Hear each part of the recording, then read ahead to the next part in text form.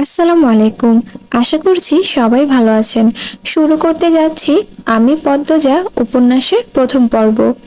ফাহিমা ক্লান্ত হয়ে ধপ করে ফ্লোরে বসে পড়ল। হাত থেকে লাঠি পড়ে গিয়ে মৃদু আওয়াজ তুলে। তার শরীর ঘেমে একাকার। কপালের বিন্দু বিন্দু ঘাম হাতের তালু দিয়ে মুছে বারো কয়েক জোরে জোরে নিঃশ্বাস ফেলল। এরপর চোখ তুলে সামনে তাকালো। রিমান্ডে কোনো পুরুষই টিকতে পারে না, সেখানে একটি মেয়ে আজ 4 দিন ধরে রিমান্ডে। তার সামনের চেয়ারে বাঁধা অবস্থায় ঝিমুচ্ছে। 4 দিনে একবারও মুখ দিয়ে একটু শব্দটি করল না। শারীরিক মানসিক কত নির্যাতন করা হয়েছে, তবুও ব্যর্থতা আর্তনাদ অব্দি করেনি। মনে হচ্ছে একটা পাথরকে পিটানো হচ্ছে, যে পাথরের রক্ত ঝরে কিন্তু জবান খুলে না। তখন সেখানে আগমন ঘটে ইন্সপেক্টর তুষারের। তুষারকে দেখে ফাহিমা কাতর সুরে বলল, সম্ভব না। আর কিছুতেই কথা বলছে না। তুষার অভিজ্ঞ চোখে মেয়েটিকে 2 সেকেন্ড দেখল, এরপর গম্ভীর কণ্ঠে ফাহিমাকে বলল, আপনি যান। ফাহিমা এলোমেলো পা ফেলে চলে যায়। তুষার একটা চেয়ার নিয়ে মেয়েটির সামনে বসলো। বেশ কিছুক্ষণ চুপ থেকে বলল, আপনার সাথে আজ আমার প্রথম দেখা। মেয়েটি কিছুই বলল না, তাকালো না। তুষার মেয়েটির দিকে শুকনো দৃষ্টি মেলে তাকালো, বলল, মা বাবাকে মনে পড়ে? মেয়েটি চোখ তুলে তাকায়। ঘোলাটে চোখ, কাটা ঠোঁট থেকে রক্ত ঝরছে। চোখের চারপাশ গাঢ় কালো, চোখ দুটি লাল।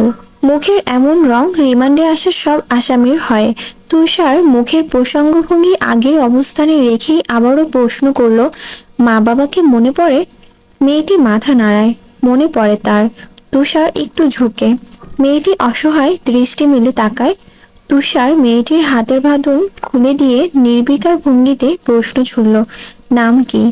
যদিও তুষার মেয়েটির নাম সহ পুরো ডিটেলস জানে, তবুও জিজ্ঞেস করলো।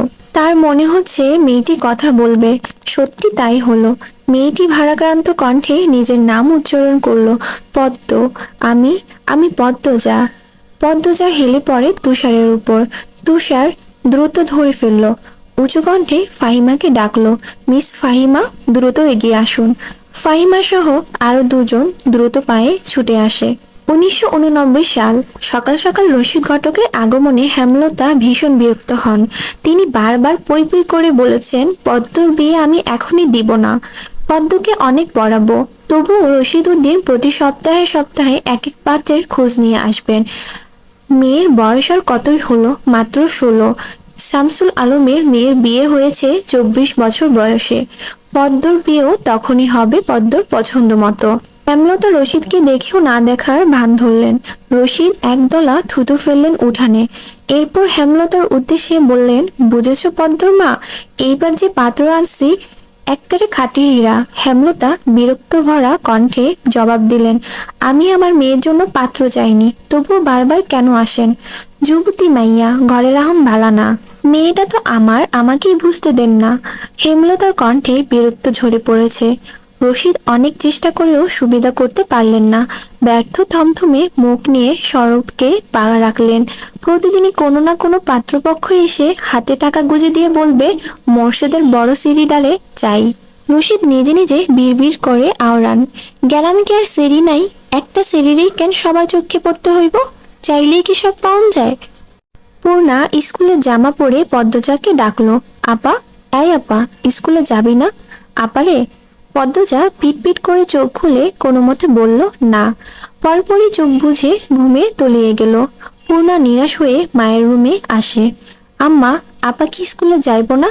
হেমলতা বিছানা ঝাড়া রেখে পূর্ণার দিকে কড়া চোখে তাকান। রাগী সুরে বললেন, যাইব কি, যাবে বলবি।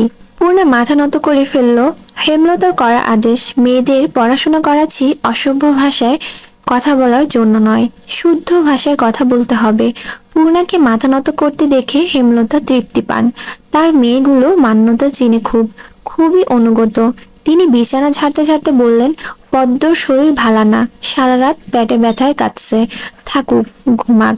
পূর্ণা কিশোরী মন বুঝে যায় পদ্মজা কিসের ব্যথায় কেঁদেছিল। সে রাতে নানা বাড়ি ছিল বলে জানতো না। ভোরে চলে এসেছে। নানা বাড়ি হেঁটে যেতে 5 মিনিট লাগে। পূর্ণাকে চুপচাপ দাঁড়িয়ে থাকতে দেখে হেমলতা বললেন, তুই যা, মাথা নিচু করে যাবি, মাথা নিচু করে আসবি। আচ্ছা আম্মা। পূর্ণা রুমে এসে আয়নার সামনে দাঁড়ালো, নিজেকে খুঁটিয়ে খুঁটিয়ে দেখলো। এরপর গত মাসে মেলা থেকে আনা লাল লিপস্টিক গাঢ় করে ঠোঁটে মাখে। 14 বছরের পূর্ণার ইদানিং খুব সাজতে ইচ্ছে করে। হেমলতা সেজেগুজে স্কুলে যাওয়া পছন্দ করেন না বলে পূর্ণা আগে লিপস্টিক মাখেনি। 3 দেয়ালের কাঠের ঘড়ির কাঁটায় সকাল 10টা বাজলো মাত্র। এখনো পদ্মজা উঠল না। হেমলতার মেয়েদের রুমে ঢুকেন। পদ্মজা 2 হাত ভাঁজ করে ঘুমোচ্ছে। জানালার পর্দা ভেদ করে আসা আলতো পেলুপ রোদ্দুরের স্পর্শে পদ্মজার মসৃণ পাতলা ঠোঁট ভরসা ত্বক চিকচিক করছে। হেমলতা বিসমিল্লা বলে 3বার ফু দেন মেয়ের শরীরে। গুরুজনরা বলেন মায়ের নজর লাগে বেশি, নজর কাটাতে বিসমিল্লা বলে ফু দিতে হয়। হেমলতার মায়া লাগছে পদ্মজার ঘুম ভাঙাতে, তবুও আদরের গলায় ডাকলো, পদ্ম, এই পদ্ম। পদ্মজা চোখ খুলে মাকে দেখে দ্রুত উঠে বসে। যেদিন ঘুম থেকে উঠতে দেরি হয় সেদিন হেমলতা ডেকে তুলেন। পদ্মজা অপরাধী কণ্ঠে প্রশ্ন করলো, বেশি দেরি হয়ে গেছে আম্মা? সমস্যা নেই, মুখ ধুয়ে খেতে আয়। পদ্মজা দ্রুত কলপারে গিয়ে ব্রাশ করে মুখ ধৌত করে। হেমলতা শিক্ষকের মেয়ে, তাই তার মধ্যে নিয়ম নীতি প্রভাব বেশি। মেয়েদের শক্তপোক্ত নিয়মে রেখে বড় করছেন। পদ্মজা রান্নাঘরে ঢুকে দেখলো প্লেটে খাবার সাজানো। সে মৃদু হেসে প্লেট নিয়ে টেবিলে গিয়ে বসলো। তখন হেমলতা আসেন। পদ্ম দ্রুত ওড়না নিয়ে মাথা ঢাকেন। হেমলতার দেওয়া আরেকটা নিয়ম, খাওয়ার সময় মাথা ঢেকে খেতে হবে। পদ্মজা নিশ্চুপ থেকে শান্ত ভঙ্গিতে খেতে থাকলো। হেমলতা মেয়েকে সহজ কণ্ঠে বললেন, তাড়াহুড়া করছিস কেন? মুখ ধুতে গিয়ে চুল ভিজিয়ে এসেছিস, খেয়ে রোদে বসে চুলটা শুকিয়ে নিবি। আচ্ছা আম্মা। আম্মা, পূর্ণা প্রেমা আসে নাই? পূর্ণা আসছে, স্কুলে গেছে। প্রেমা দুপুরে আসবে। আম্মা, আব্বা কবে আসবেন? পদ্মজার প্রশ্নে হেমলতা দাঁড়িয়ে পড়লেন। শুকনো গলায় জবাব দিলেন, জানি না। খাওয়ার সময় কথা বলতে নেই। হেমলতা চলে যেতেই পদ্মজার চোখ থেকে টুপ করেই 1 ফোঁটা জল পড়ে পাতে। পদ্মজা দ্রুত হাতে উল্টো পাশ দিয়ে চোখের জল মুছে। পদ্মজার জীবনে জন্মদাতা আছে ঠিকই, কিন্তু জন্মদাতার আদর নেই। সে জানে না তার দোষটা কি, কেন নিজের বাবা বাকি বোনদের আদর করলেও তাকে করেন না, কথা অবধিও বলেন না। 2বার মাকে জিজ্ঞাসা করেছে সে, আমি কি তোমাদের সত্যিকারই মেয়ে আম্মা? সন্তান হয় না বলে দত্তক নিয়েছো? আব্বা কেন আমাকে এত অবহেলা করেন? ও আম্মা, বলো না। হেমলতা তখন নিশ্চুপ থাকেন। অনেকক্ষণ পর বলেন, তুই আমার গর্ভের সন্তান, আর তোর বাবারই মেয়ে। এখন যা, পড়তে বস, অনেক পড়তে হবে তোর। ব্যাস এইটুকুই, এর বেশি কিছু বলেন না হেমলতা। পদ্মজার কেন জানি মনে হয় একদিন হেমলতা নিজ থেকে খুব গোপন কথা তাকে বলবেন, তবে সেটা যেন সহ্য করার মতো হয়। এই দোয়াই সারাক্ষণ করে সে। এত কি ভাবছিস, তাড়াতাড়ি খেয়ে ওঠ। হেমলতার কথায় পদ্মজার ভাবনার সুতো ছিল। দ্রুত খেয়ে ওঠে। আজকে আমের আচার বানানোর কথা ছিল। সন্ধ্যা কাটতেই বিদ্যুৎ চলে গেল। কয়েক মাস হলো গ্রামের বিদ্যুৎ এসেছে। 8 গ্রাম মিলিয়ে অলন্দপুর। তাদের গ্রামের নাম আটপাড়া। প্রতিদিন নিয়ম করে সন্ধ্যারাত থেকে 3 ঘন্টা গ্রাম অন্ধকারে তলিয়ে থাকে। আর সারাদিন তো বিদ্যুতের নামগন্ধও থাকে না। বিদ্যুৎ দিয়ে লাভটা কি হলো? পদ্মজা, পূর্ণা, প্রেমা 3 বোন একসাথে পড়তে বসেছিল। বাড়ি অন্ধকারে হতে না হতেই 9 বছরের প্রেমা খামচে ধরে পদ্মজার ওড়না। পদ্মজা মৃদু সুরে ডাকলো, আম্মা, আম্মা, আয় টর্চ নিয়ে যা। হেমলতার আহ্বানে পদ্মজা উঠে দাঁড়ালো। প্রেমা অন্ধকারে খুব ভয় পায়। পদ্মজা ওড়না ছেড়ে পূর্ণার হাত চেপে ধরে। টর্চ নিয়ে রুমে ঢোকার মুহূর্তে পদ্মজা গেট খোলার আওয়াজ পেল। উকি দিয়ে হানিফকে দেখে সে দ্রুত রুমে ঢুকে পড়ল। হানিফ পদ্মজার সৎ মামা। বুবু, বাড়ি আন্ধার কেন? বাতি তাতি জ্বালাও। হানিফের কণ্ঠ। হানিফ, আসছিস? হেমলতা রুম থেকে বেরিয়ে বললেন। হাতে হারিকেন। হানিফ সবকটি দাঁত বের করে হাসলো। বলল, হ আমি। আয় ভেতরে আয়। হানিফ বারান্দা পেরিয়ে বড় ঘরে ঢুকে বলল, তোমার সেরিগুলান কইতে? আছে রুমেই পড়ছে। এই আন্ধারেও পড়ে? হেমলতা কিছুই বললেন না। হানিফ এই বাড়িতে আসলে কেন জানি খুব অস্বস্তি হয়, অকারণে। ওদের খাওয়ার সময় হয়েছে, তুইও খেয়ে নে। এইখানি খামো না তোমার সরইখানাতে যাইতে হইব? কথাটা রসিকতা ছিল। গ্রামে থেকেও হেমলতা খাওয়ার জন্য আলাদা রুম নির্বাচন করেছেন, সেটা হানিফের কাছে রসিকতাটাই বটে। হেমলতা প্রশ্নের জবাব সোজাসাপটা না দিয়ে বললেন, খেতে চাইলে খেতে আয়। পদ্মজা কিছুতেই খেতে আসলো না, কেমন জড়সড় হয়ে আছে, মনে হচ্ছে হানিফকে ভয় পাচ্ছে বা অবহেলা করছে। হানিফ 6 বছর সৌদিতে ছিল, কিন্তু 3 মাস হলো দেশে ফিরেছে। 3 মাসের যতবার হানিফ এই বাড়িতে পা রেখেছে ততবারই পদ্মজা অজুহাত দিয়ে দূরে দূরে থেকেছে। হেমলতার বিচক্ষণ মস্তিষ্ক মুহূর্তেই ভেবে নিল অনেক কিছু, তাই জোর করলেন না। আজ এই লুকোচুরির ফয়সালা হবে। হানিফ পদ্মজাকে দেখার জন্য অনেক ছলচাতুরি করল, কিছুতেই সুযোগ পেল না। বিদ্যুৎ আসার ঘন্টাখানিক পর হানিফ চলে যায়। আসসালামু আলাইকুম। শুরু করছি আমি পদ্মজা উপন্যাসের 2য় পর্ব। পূর্ণা প্রেমা রুমে ঢুকতেই পদ্মজা ঝাঁপিয়ে পড়ে, রুদ্ধশ্বাস কণ্ঠে বলল, কতবার না কইছি লোকটার পাশে বেশিক্ষণ না থাকতে, তোরা কেন শুনিস না আমার কথা? পূর্ণা ও প্রেমা বিস্ময় হতবিম্বল। পদ্মজা কখনো তাদের এমন নিষেধ দেয়নি, তাহলে এখন কেন এমন বলছে? হেমলতা রুমে ঢুকতেই পদ্মজা চুপসে গেল। পদ্মজা, আমার রুমে আয়। মায়ের এমন কণ্ঠ শুনে পদ্মজার কলিজা কেঁপে যায়। হেমলতা নিজের ঘরে চলে যান। হেমলতা মেয়ের দিকে তীক্ষ্ণ দৃষ্টিতে তাকিয়ে আছেন। পদ্মজা নতজানু হয়ে কাঁপছে। সুন্দরীরা ভীতু আর বোকা হয় তার দৃষ্টান্ত প্রমাণ পদ্মজা। হেমলতার খুব মায়া হয় পদ্মজার সাথে উঁচু কণ্ঠে কথা বলতে। পদ্মজা রূপসী বলে হয়তো। গোপনে আবেগ লুকিয়ে তিনি বর্জ্যকণ্ঠে প্রশ্ন করল, কি লুকোচ্ছিস? হানিফের সামনে কেন যেতে চাচ্ছিস না? আর সে কি করেছে? পদ্মজা ফোপাতে থাকে। হেমলতা সেকেন্ড কয়েক সময় নিয়ে নিজেকে সামলান, কণ্ঠ নরম করে বললেন, হানিফ ধরিবাজ লোক, সৎ ভাই বলে বলছি না। আমি জানি তার ব্যাপারে যে কোনো কথা আমার বিশ্বাস হবে। তুই বল, কি লুকোচ্ছিস? মায়ের আদুরে কণ্ঠে পদ্মজা আচমকা বাঁধভাঙা নদীর মতো হু হু করে কেঁদে উঠল। বাড়িটা মরল বাড়ি নামে পরিচিত। পদ্মজার দাদার নাম ছিল মিয়াফর মরল। তিনি গ্রামের একজন সম্মানিত লোক ছিলেন। 6 কাঠার জমির উপর টিনের বিশাল বড় বাড়ি বানিয়েছিলেন 4 ছেলের জন্য। 2 ছেলে 16 বছর আগে 1971 সালের যুদ্ধে নিহত হয়েছে। 2 জন টকবকে যুবক ছিল, আর একজন 8 বছর বয়সে কলেরা রোগে গত হলো। বাকি রইল মোর্শেদ মরল, বর্তমানে এই বাড়ির মোর্শেদের অধীনে, যদিও তিনি থাকেন না সব সময়। পুরো বাড়ির চারপাশে জুড়ে গাছগাছালি, বাড়ির পিছনে নদী। রাত 9টা বাজলেই পরিবেশ নিশুতি রাতের রূপ ধারণ করে। রাতের এই নির্জন প্রান্তর ঝিঝি পোকারা ডাকে ছেয়ে গেছে। ঝিঝির পোকার সাথে পদ্মজার ভাঙা কান্না মিলেমিশে ভৌতিক পরিবেশ সৃষ্টি করেছে। মনে হচ্ছে কোনো আত্মা তার ইহজীবন না পাওয়ার কোনো বস্তুকে শোকে এমন মরা সুর ধরেছে। হেমলতা পদ্মজাকে টেনে পাশে বসান। পদ্মজা ডান হাতের উল্টো পাশ দিয়ে চোখের জল মুছে হেমলতাকে বলল, আমার সৌদিতে যাওয়ার আগের দিন আমাদের সবার দাওয়াত ছিল না নানা বাড়ি? খালামণি ভাই বোনেরা এসেছিল। সেদিন ঢাকা থেকে যাত্রার লোক আসছিল স্কুলে, মনে আছে আম্মা? আছে। উঠোনে ধপ করে একটা আওয়াজ হয়। হেমলতা পদ্মজা কেঁপে উঠল। পূর্ণা প্রেমা দরজার কান পেতে রেখেছিল মা বোনের কথা শুনতে। হুট করে কিছু পড়ে যাওয়ার আওয়াজে হয়তো দুজনে ভয় পেয়ে যায়। দরজা ঠেলে হুড়মুড়িয়ে রুমে ঢুকে পড়ে। হেমলতা বড় মেয়ের সাথে গোপন বৈঠক ভেঙে দ্রুত পায়ে বারান্দায় এসে দাঁড়ান। উঠানে বিদ্যুৎ নেই, হারিকেন জ্বালানো। পিছনে 3 মেয়ে এসে দাঁড়িয়েছে। একজন মায়ের 3 মেয়ে নিয়ে এত বড় বাড়িতে বাস করাটাও কিন্তু যুদ্ধ বটে। হেমলতা গলা উঁচিয়ে প্রশ্ন করলো, কে কে ওখানে? আমি।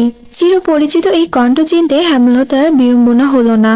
তিনি ব্যস্ত পায়ে উঠোনে নেমে আসেন। গেটের পাশে মোর্শেদ মোড়ল পড়ে রয়েছেন, গায়ে চাদর, হাঁপুড়ের মতো বুক ওঠানামা করছে তার, যেন দম ফুরিয়ে যাচ্ছে। হেমলতা 2 হাতে মোর্শেদকে আঁকড়ে ধরল। পদ্মজা পূর্ণা দৌড়ে আসে। মোর্শেদের এমফাইসিমা রোগ আছে। এই রোগে অল্প চলাফেরাতেই শ্বাসটানের উপক্রম হয় এবং দম ফুরিয়ে যায়। শ্বাস নেবার সময় গলার শিরা ভরে যায়। 3 মা মেয়ে মোর্শেদকে ধরে রুমে নিয়ে আসে। মোর্শেদ হুটহাট করে এভাবে বাড়ি ফিরেন। কখনো কাক ডাকা ভোরে, কখনো নিশুতি রাতে বা কখনো কাঠফাটা রোদে। মোর্শেদ মোড়লের এমফাইসিমা রোগটা ধরা পড়ে 7 বছর আগে। মোর্শেদের এজমা ছিল, আবার ধূমপানও খুবই আসক্ত ছিলেন। ফলে ফুসফুসের এই রোগটা খুব দ্রুত আক্রমণ করে বসে। মোর্শেদ খানিকটা সুস্থ হয়ে রাত 1টার দিকে ঘুমালেন। পূর্ণাবিরামা রুমে গিয়ে শুয়ে পড়েছে। পদ্মজা বারান্দার রুমে ঝিম মেরে বসে আছেন। জানালার বাইরে চোখের দৃষ্টি, জ্যোৎস্না গলে গলে পড়ছে। কি সুন্দর দৃশ্য! পদ্মজার মন বলছে মা আসবে তার খোঁজে, পুরোটা ঘটনা শুনতে আসবেই। সত্যি তাই হলো। কিছুক্ষণ পরে হেমলতা আসলেন। আম্মা, বাতিটা নিভিয়ে দাও, বলল পদ্মজা, কণ্ঠ খাদে নামানো। হেমলতা বাতি নিভিয়ে পদ্মজার পাশে বসেন। পদ্মজা তৈরি ছিল, তবুও অপ্রস্তুত হয়ে পড়ে। খুব অস্বস্তি হচ্ছে। সে গোপনে দীর্ঘশ্বাস ছাড়ল। পদ্মজা তখন 4র্থ শ্রেণীর ছাত্রী, বয়স 10 ছিল। খুব কম বয়সেই তাকে স্কুলে পাঠানো শুরু করেন হেমলতা। সেদিন নানা বাড়িতে সবার দাওয়াত পড়ে। হানিফ চলে যাবে সৌদিতে, তাই এত আয়োজন। পরিবারের মিলন আসর বসে। স্কুল মাঠেও সেদিন নাচ গান অনুষ্ঠিত হয়। বাড়ির সবাই সেখানেই চলে যায়। বাড়িতে থাকে শুধু পদ্মজা, পদ্মজার বৃদ্ধ নানা আর হানিফ। পদ্মজা ঘুমে ছিল, তাই বাকিদের সাথে যেতে পারেনি। যখন ঘুম ভাঙে আবিষ্কৃত করলো বাড়িতে কেউ নেই। মোর্শেদ হঠাৎ করে অসুস্থ হওয়াতে হেমলতা বাপের বাড়িতে উপস্থিত ছিল না। পদ্ম নাকি? পদ্মজা বাড়ি থেকে বের হওয়ার উপক্রম হতেই কানে আসে হানিফের ডাক। পদ্মজা মিষ্টি করে হেসে মাথা নাড়ালো। হানিফের লোলুপ দৃষ্টি তখন পদ্মজার সারা শরীর ঘুরে বেড়াচ্ছে। এইটুকু মেয়ের ফর্সা চামড়া বিকৃত মস্তিষ্ক হানিফের যেন বড্ড টানে। আয় তো, আয় ঘরে আয়। সহজ সরল শিশুসুলভ পদ্মজা মামার ডাকে সাড়া দিল। সে শুনেছে মামা ভাগ্নে যেখানে, আপদ নাই সেখানে। অথচ সেদিন সে মামাকেই ঘোর বিপদ হিসেবে জানলো। পদ্মজা রুমে ঢুকতেই হানিফ দরজা লাগিয়ে দিল। পদ্মজার মন কেমন করে উঠে হানিফের অদ্ভুত চাহনি আর দরজা লাগানো দেখে। হানিফ কুৎসিত অঙ্গভঙ্গি প্রদর্শন করতে থাকে। পদ্মজার দেখতে খুব খারাপ লাগছে, ভয় করছে। এদিকে আয় তো, তোর লগে গল্প করি। হানিফ বিছানায় বসে পদ্মজাকে কাছে ডাকে। পদ্মজা কাছে যেতে সংকোচ বোধ করে। হানিফ পদ্মজার ডান হাতে ধরে টেনে কোলে বসায়। তুই জানোস তুই যে সবার থেকে বেশি সুন্দর? হানিফের প্রশ্ন পদ্মজার কানে ঢুকেনি। সে মোচড়াতে থাকে হানিফের কোল থেকে নামার জন্য। আপত্তিকর স্পর্শগুলো পদ্মজার খুব খারাপ লাগছে, কাঁদতে ইচ্ছে করছে। মস্ত্রাস ক্যান্সারি, শান্তি মতো বইয়া থাক, মামা মেলা থেকে সাজনের জিনিস কিনা দিব। হানিফ শক্ত করে 2 হাতে ধরে রেখেছে পদ্মজাকে। পদ্মজা কিছুতেই নামতে পারছে না। মামা, আমি চলে যাব, কাঁদো কাঁদো হয়ে বলল পদ্মজা। কই যাবি? মামার ধারে থাক, বলল হানিফ। হানিফের শক্তপোক্ত হাতের স্পর্শগুলো শুধু অস্বস্তি দিচ্ছে না, স্পর্শকাতর জায়গাগুলো ব্যথায় বিষিয়ে উঠেছে। পদ্মজা কেঁদে উঠে ভেজা কণ্ঠে বলল, বাড়ি যাব আমি, ব্যথা পাচ্ছি মামা। হানিফ হাতের বাঁধন নরম করে আদুরে গলায় বলল, আচ্ছা, আর ব্যথা দিতাম না, কান্দিস না। পদ্মজা চট করে কোল থেকে নেমে পড়ে। হানিফকে তার আজরাইল মনে হচ্ছে। মায়ের কাছে সে আজরাইলের অনেক গল্প শুনেছে। আজরাইল যখন জান নিতে আসবে তখন শরীরে খুব কষ্ট অনুভব হবে। এই মুহূর্তে যেন ঠিক তেমনই অনুভূতি হলো। তাহলে তার হানিফ মামাই আজরাইল? পদ্মজা দরজা খুলতে পারবে না, তাই হানিফকে ভীতু কণ্ঠে অনুরোধ করলো, মামা দরজা খুলে দাও। কেন, আমি তোরে যাইতে কইছি? হানিফের কর্কশ কণ্ঠে ধমকে পদ্মজা ভয়ে কেঁপে উঠল। তার চোখ বেয়ে জল পড়তে থাকে। হানিফ পদ্মজাকে জোর করে কোলে তুলে নেয়। পদ্মজা কাঁদছে, তার খুব ভয় লাগছে। বারবার বলছে, মামা আমি বাড়ি যাব। হানিফের তাতে বিন্দুমাত্র ভ্রুক্ষেপ নেই। বাড়িতে কেউ নেই, বৃদ্ধ সৎ বাবা কানে শুনে না। পদ্মজা হানিফকে কিল ঘুষি দিতে থাকে, সেই সাথে জোরে জোরে কান্না শুরু করে। এইভাবে কাঁদলে পাশের বাড়ি যে কেউ চলে আসবে। হানিফের রক্ত টকবক করছে উত্তেজনায়। সে দ্রুত ওড়না দিয়ে পদ্মজার মুখ পা হাত বেঁধে ফেলল।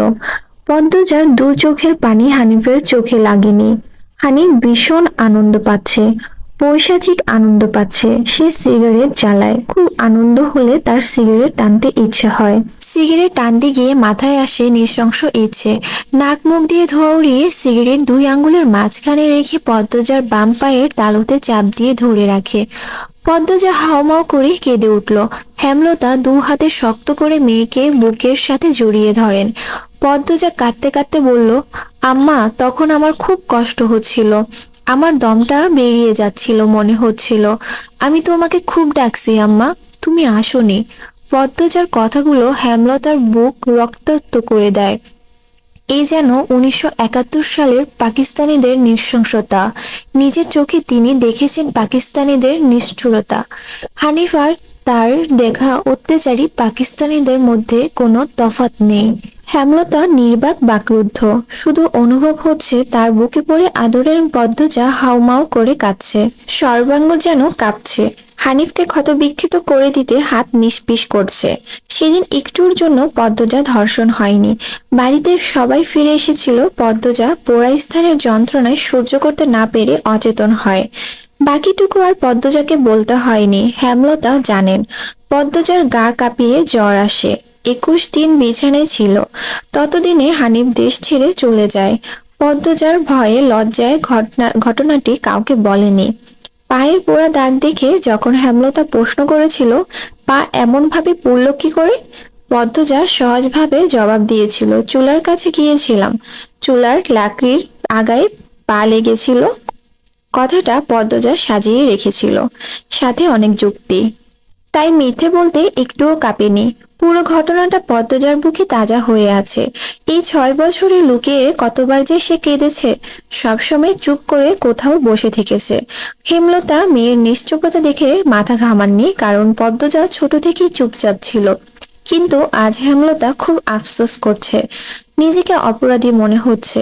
তিনি ভেবেছিলেন তার 3টা মেয়ে তার কাছে খোলা বইয়ের মতো, চাইলেই পড়া যায়। বিশেষ করে পদ্মজাকে বাড়ির পিছনের নদীর বুক দিয়ে তরতর করে বয়ে যাওয়া স্বচ্ছ টলটলে পানির মতো মনে হতো, যার জীবনে অস্বচ্ছ বলতে কিছু নেই।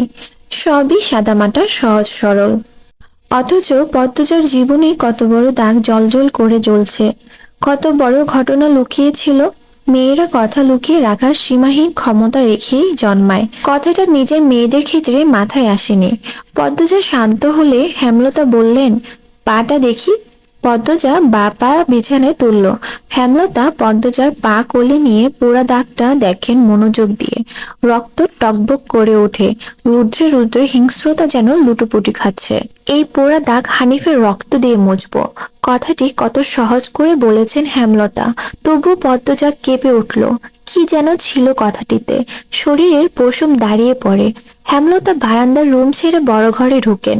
মিনিট কয়েক পর রামদা ছুরি নিয়ে উঠোনে যান। উঠোনের একপাশে শক্ত পাথর আছে। ছুরিটা পাথরে ঘষতে থাকলে সাবধানে। ঘষতে ঘষতে পাথর গরম হয়ে আগুনের স্ফুলিঙ্গিত দেখা দেয়, মানে ধার হয়ে গেছে। পদ্মজা বারান্দা থেকে দেখছে। অজানা আশঙ্কায় তার বুক কাঁপছে। হেমলতা বারান্দা পেরিয়ে রুমে ঢুকতে যাবে, তখন পদ্মজা উৎকণ্ঠিত গলায় ডাকলো, আম্মা, আন্নার চাচার এক মেয়ে নিখোঁজ শুনেছিস তো বড়দের মুখে? সেই মেয়ের ধর্ষক হানিফ। ধর্ষণের পর পুঁতে ফেলেছে। অলন্দপুরের এই একটা মানুষই এতটা নিস্তৃংস। আমি তখন ঢাকা পড়তাম। বাড়ি এসে জানতে পারি পুরো ঘটনা। আম্মার অনুরোধ আর কান্নায় আমি সেদিন মুখ খুলিনি। এত বড় পাপ চেপে যাই, সেই শাস্তি আমি ধীরে ধীরে পাচ্ছিলাম। আজ পুরোপুরি পেয়ে গেলাম। আমার পাপের শাস্তি শেষ হয়েছে। হেমলতা কথা শেষ করে জায়গা ত্যাগ করলেন। কি ধারালো প্রতিটা বাক্য! হেমলতার মুখ দিয়ে যেন আগুনের স্ফুলিঙ্গ বের হচ্ছে। পদ্মজার মস্তিষ্ক শূন্য হয়ে পড়ে। বাকি পর্বগুলো পাওয়ার জন্য অবশ্যই সাবস্ক্রাইব করে বেল আইকনে ক্লিক করে রাখবেন, তাহলে পর্বগুলো আসার সাথে সাথেই আপনাদের কাছে পৌঁছে যাবে। আসসালামু আলাইকুম। শুরু করছি আমি পদ্মজা উপন্যাসের 3য় পর্ব। আপা, স্কুলে যাবা না? পূর্ণা পদ্মজাকে জিজ্ঞাসা করলো। যাব। তাড়াতাড়ি করো। তাড়া দিয়ে পূর্ণা বাড়িতে ঢুকলো। পদ্মজা বাড়ির পেছনের নদীর ঘাটে উদাসীন হয়ে বসে আছে। এই নদীর নাম মাদিনী, ছন্দনাম। গ্রীষ্মকাল বিদায়ের 3 সপ্তাহ চলছে। এখন বর্ষাকাল। মাদিনী জলের কানাকানায় ভরে উঠেছে। সে যেন স্রোতস্থিনী। ঘোলা জলের একটানা স্রোত বয়ে যায় সাগরের দিকে। উজান থেকে ভেসে আসছে ঘন সবুজ কচুরিপানা। পদ্মজার এই দৃশ্য দেখতে বেশ ভালো লাগে। নিষ্পলক চোখে তাকিয়ে আছে মাদিনীর স্বচ্ছ জলের দিকে। মাদিনীর বুকের উপর দিয়ে একটা লঞ্চ চলে যাচ্ছে। লঞ্চ দেখে 1 মাস আগের ঘটনা মনে পড়ল তার। সেদিন রাতে হেমলতার ছুরি ধার দিয়ে রুমে ঢুকে গেলেন। পদ্মজা কাপা পায়ে রুমে ঢুকে বিছানায় শুয়ে পড়ে। কিছুক্ষণের মধ্যেই ঘুমিয়ে পড়ে। এর পরের দিন স্কুল থেকে বাড়ি ফিরে নামাজ পড়ে খেতে বসলো। তখন হিমেল হন্তদন্ত হয়ে বাড়িতে ঢুকে। হিমেল হচ্ছে হেমলতার ছোট ভাই। আপা, এই পদ্ম, আপা কই? হিমেলের কণ্ঠ। কি হয়েছে মামা? জবাব দিল পদ্মজা। পদ্মজার প্রশ্ন উপেক্ষা করে হেমলতাকে হিমেল ডাকলো। আপা, এই আপা। হেমলতা বাড়ির পিছন থেকে ব্যস্ত পায়ে হেঁটে আসেন। কি হয়েছে? হিমেল হেমলতাকে দেখে হাউমাউ করে কেঁদে উঠল। আপা, ভাইজান খুন হইছে। রাইতে কে জানি মাইরা ফেলছে রে আপা। হিমেল কাঁদতে কাঁদতে হাঁটু ভেঙে বসে পড়ল। পদ্মজা তাৎক্ষণিক সন্দিহান চোখে মায়ের দিকে তাকালো। হেমলতাকে দেখে মনে হলো তিনি চমকেছেন, অথচ তার চমকানোর কথা ছিল না। নাকি হিমেলের সামনে অভিনয় করলেন।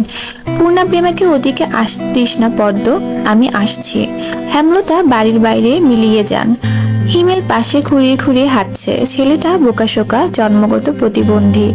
22 বছরের হিমেল এখনো শিশুদের মতো আচরণ করে। কথায় কথায় খুব কাঁদে। সেখানে তার ভাই খুন হয়েছে। 1 মাস তো প্রতিদিন নিয়ম করে কাঁদবে। পদ্মজা রাতেই ভেবেছিল এমন ঘটনা ঘটতে পারে, তবুও এখন ভয় পাচ্ছে খুব।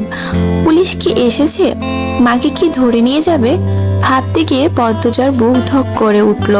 গ্রামের কাছেই শহর থানা, পুলিশ নিশ্চয়ই চলে এসেছে। পদ্ম ধপ করে মাটিতে বসে পড়ল।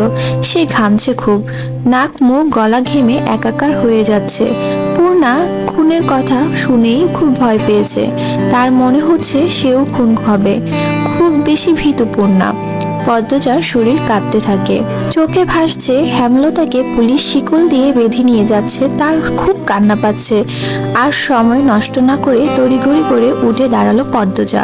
মাথার ওড়না আঁচল টেনে নিয়ে পূর্ণার উদ্দেশ্যে বলল, প্রেমার দেখে রাখিস বোন, বাড়ি ভর্তি মানুষ, আরো মানুষ আসছে। হেমলতা মানুষজনকে ঠেলে হানিফের লাশের সামনে গিয়ে দাঁড়ালো। তখন ফর্সা রঙের 2 জন মহিলা ঝাঁপিয়ে পড়ে তার উপর। আকস্মিক আক্রমণে হেমলতা অপ্রস্তুত হয়ে পড়েন। খেয়াল করে দেখেন 2 জন মহিলা তার মা আর বোন। তারা হাউমাউ করে কাঁদছে। কিন্তু হেমলতা তো কান্না পাচ্ছে না। ব্যাপারটা লোক চোখও ঠেকছে না। একটু কি কান্নার অভিনয় করা উচিত? হানিফের মৃতদেহ দেখে মনে হচ্ছে কেউ ইচ্ছে মতো কুপিয়েছে। হেমলতা তা দেখে শান্তি লাগছে। এমন শান্তি অনেকদিন পাওয়া হয়নি। পদ্মজা সেখানে উপস্থিত হয়। হেমলতার নজর পড়ে। ভীত চোখে মায়ের চোখের দিকে তাকালো পদ্মজা। হেমলতা ভ্রু কুঞ্চিত করে আবার স্বাভাবিক করে নেন। পদ্মজা চোখ ঘুরিয়ে দেখছে পুলিশ এসেছে নাকি। চারিদিকে এত মানুষ। পদ্মজাকে এদিক ওদিক উকি দিতে দেখে হেমলতা এগিয়ে আসেন। চোখ মুখ শক্ত করে পদ্মজার মুখ ঢেকে দেন। পদ্মজা দ্রুত ওড়না আঁচল মুখে চেপে ধরে গোয়াল ঘরে ঢুকে পড়ল।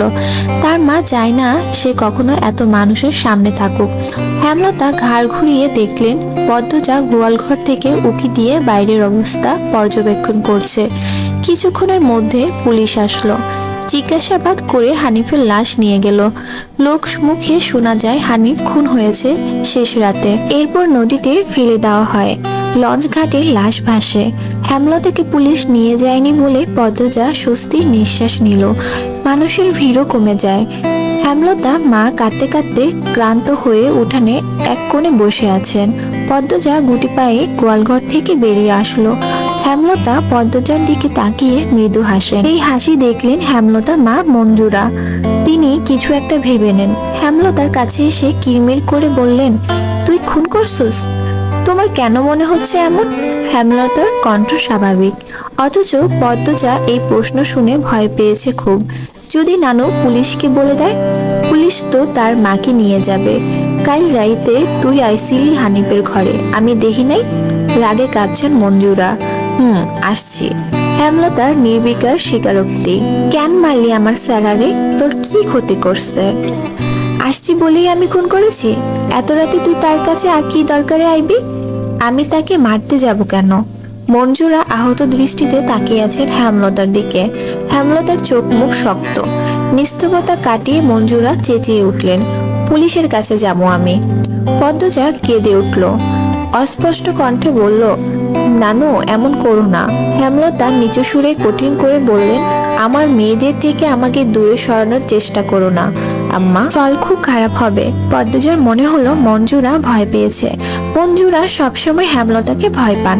তিনি চুপসে যান, শুধু ঘৃণা ভরা দৃষ্টি নিয়ে হেমলতার দিকে তাকিয়ে থাকেন। পদ্মজা বুঝে উঠতে পারে না তার নানু কেন ভয় পায় মাকে। মায়ের অতীত কি ঘটেছে? কেন তিনি এমন কাঠখোট্টা? ছেলের খুনিকে কোনো মা ছেড়ে দেয়? নানু কেন ছাড়লেন? মেয়ে বলে নাকি অন্য কারণ? কোনো উত্তর নেই। এসব ভাবলে উল্টো মাথা ব্যথা ধরে। অন্য 8-10টা পরিবারের মতো কেন না তারা? নাকি গোপনে সব পরিবারের এমন জটিলতা আছে? প্রশ্ন হাজারটা, উত্তর কোথায়? সেদিন রাতে খাওয়ার সময় হেমলতা নিম্ন সুরে পদ্মজাকে বললেন, পদ্ম। জি আম্মা। আমি হানিফকে খুন করিনি। কারা করেছে তাও জানি না।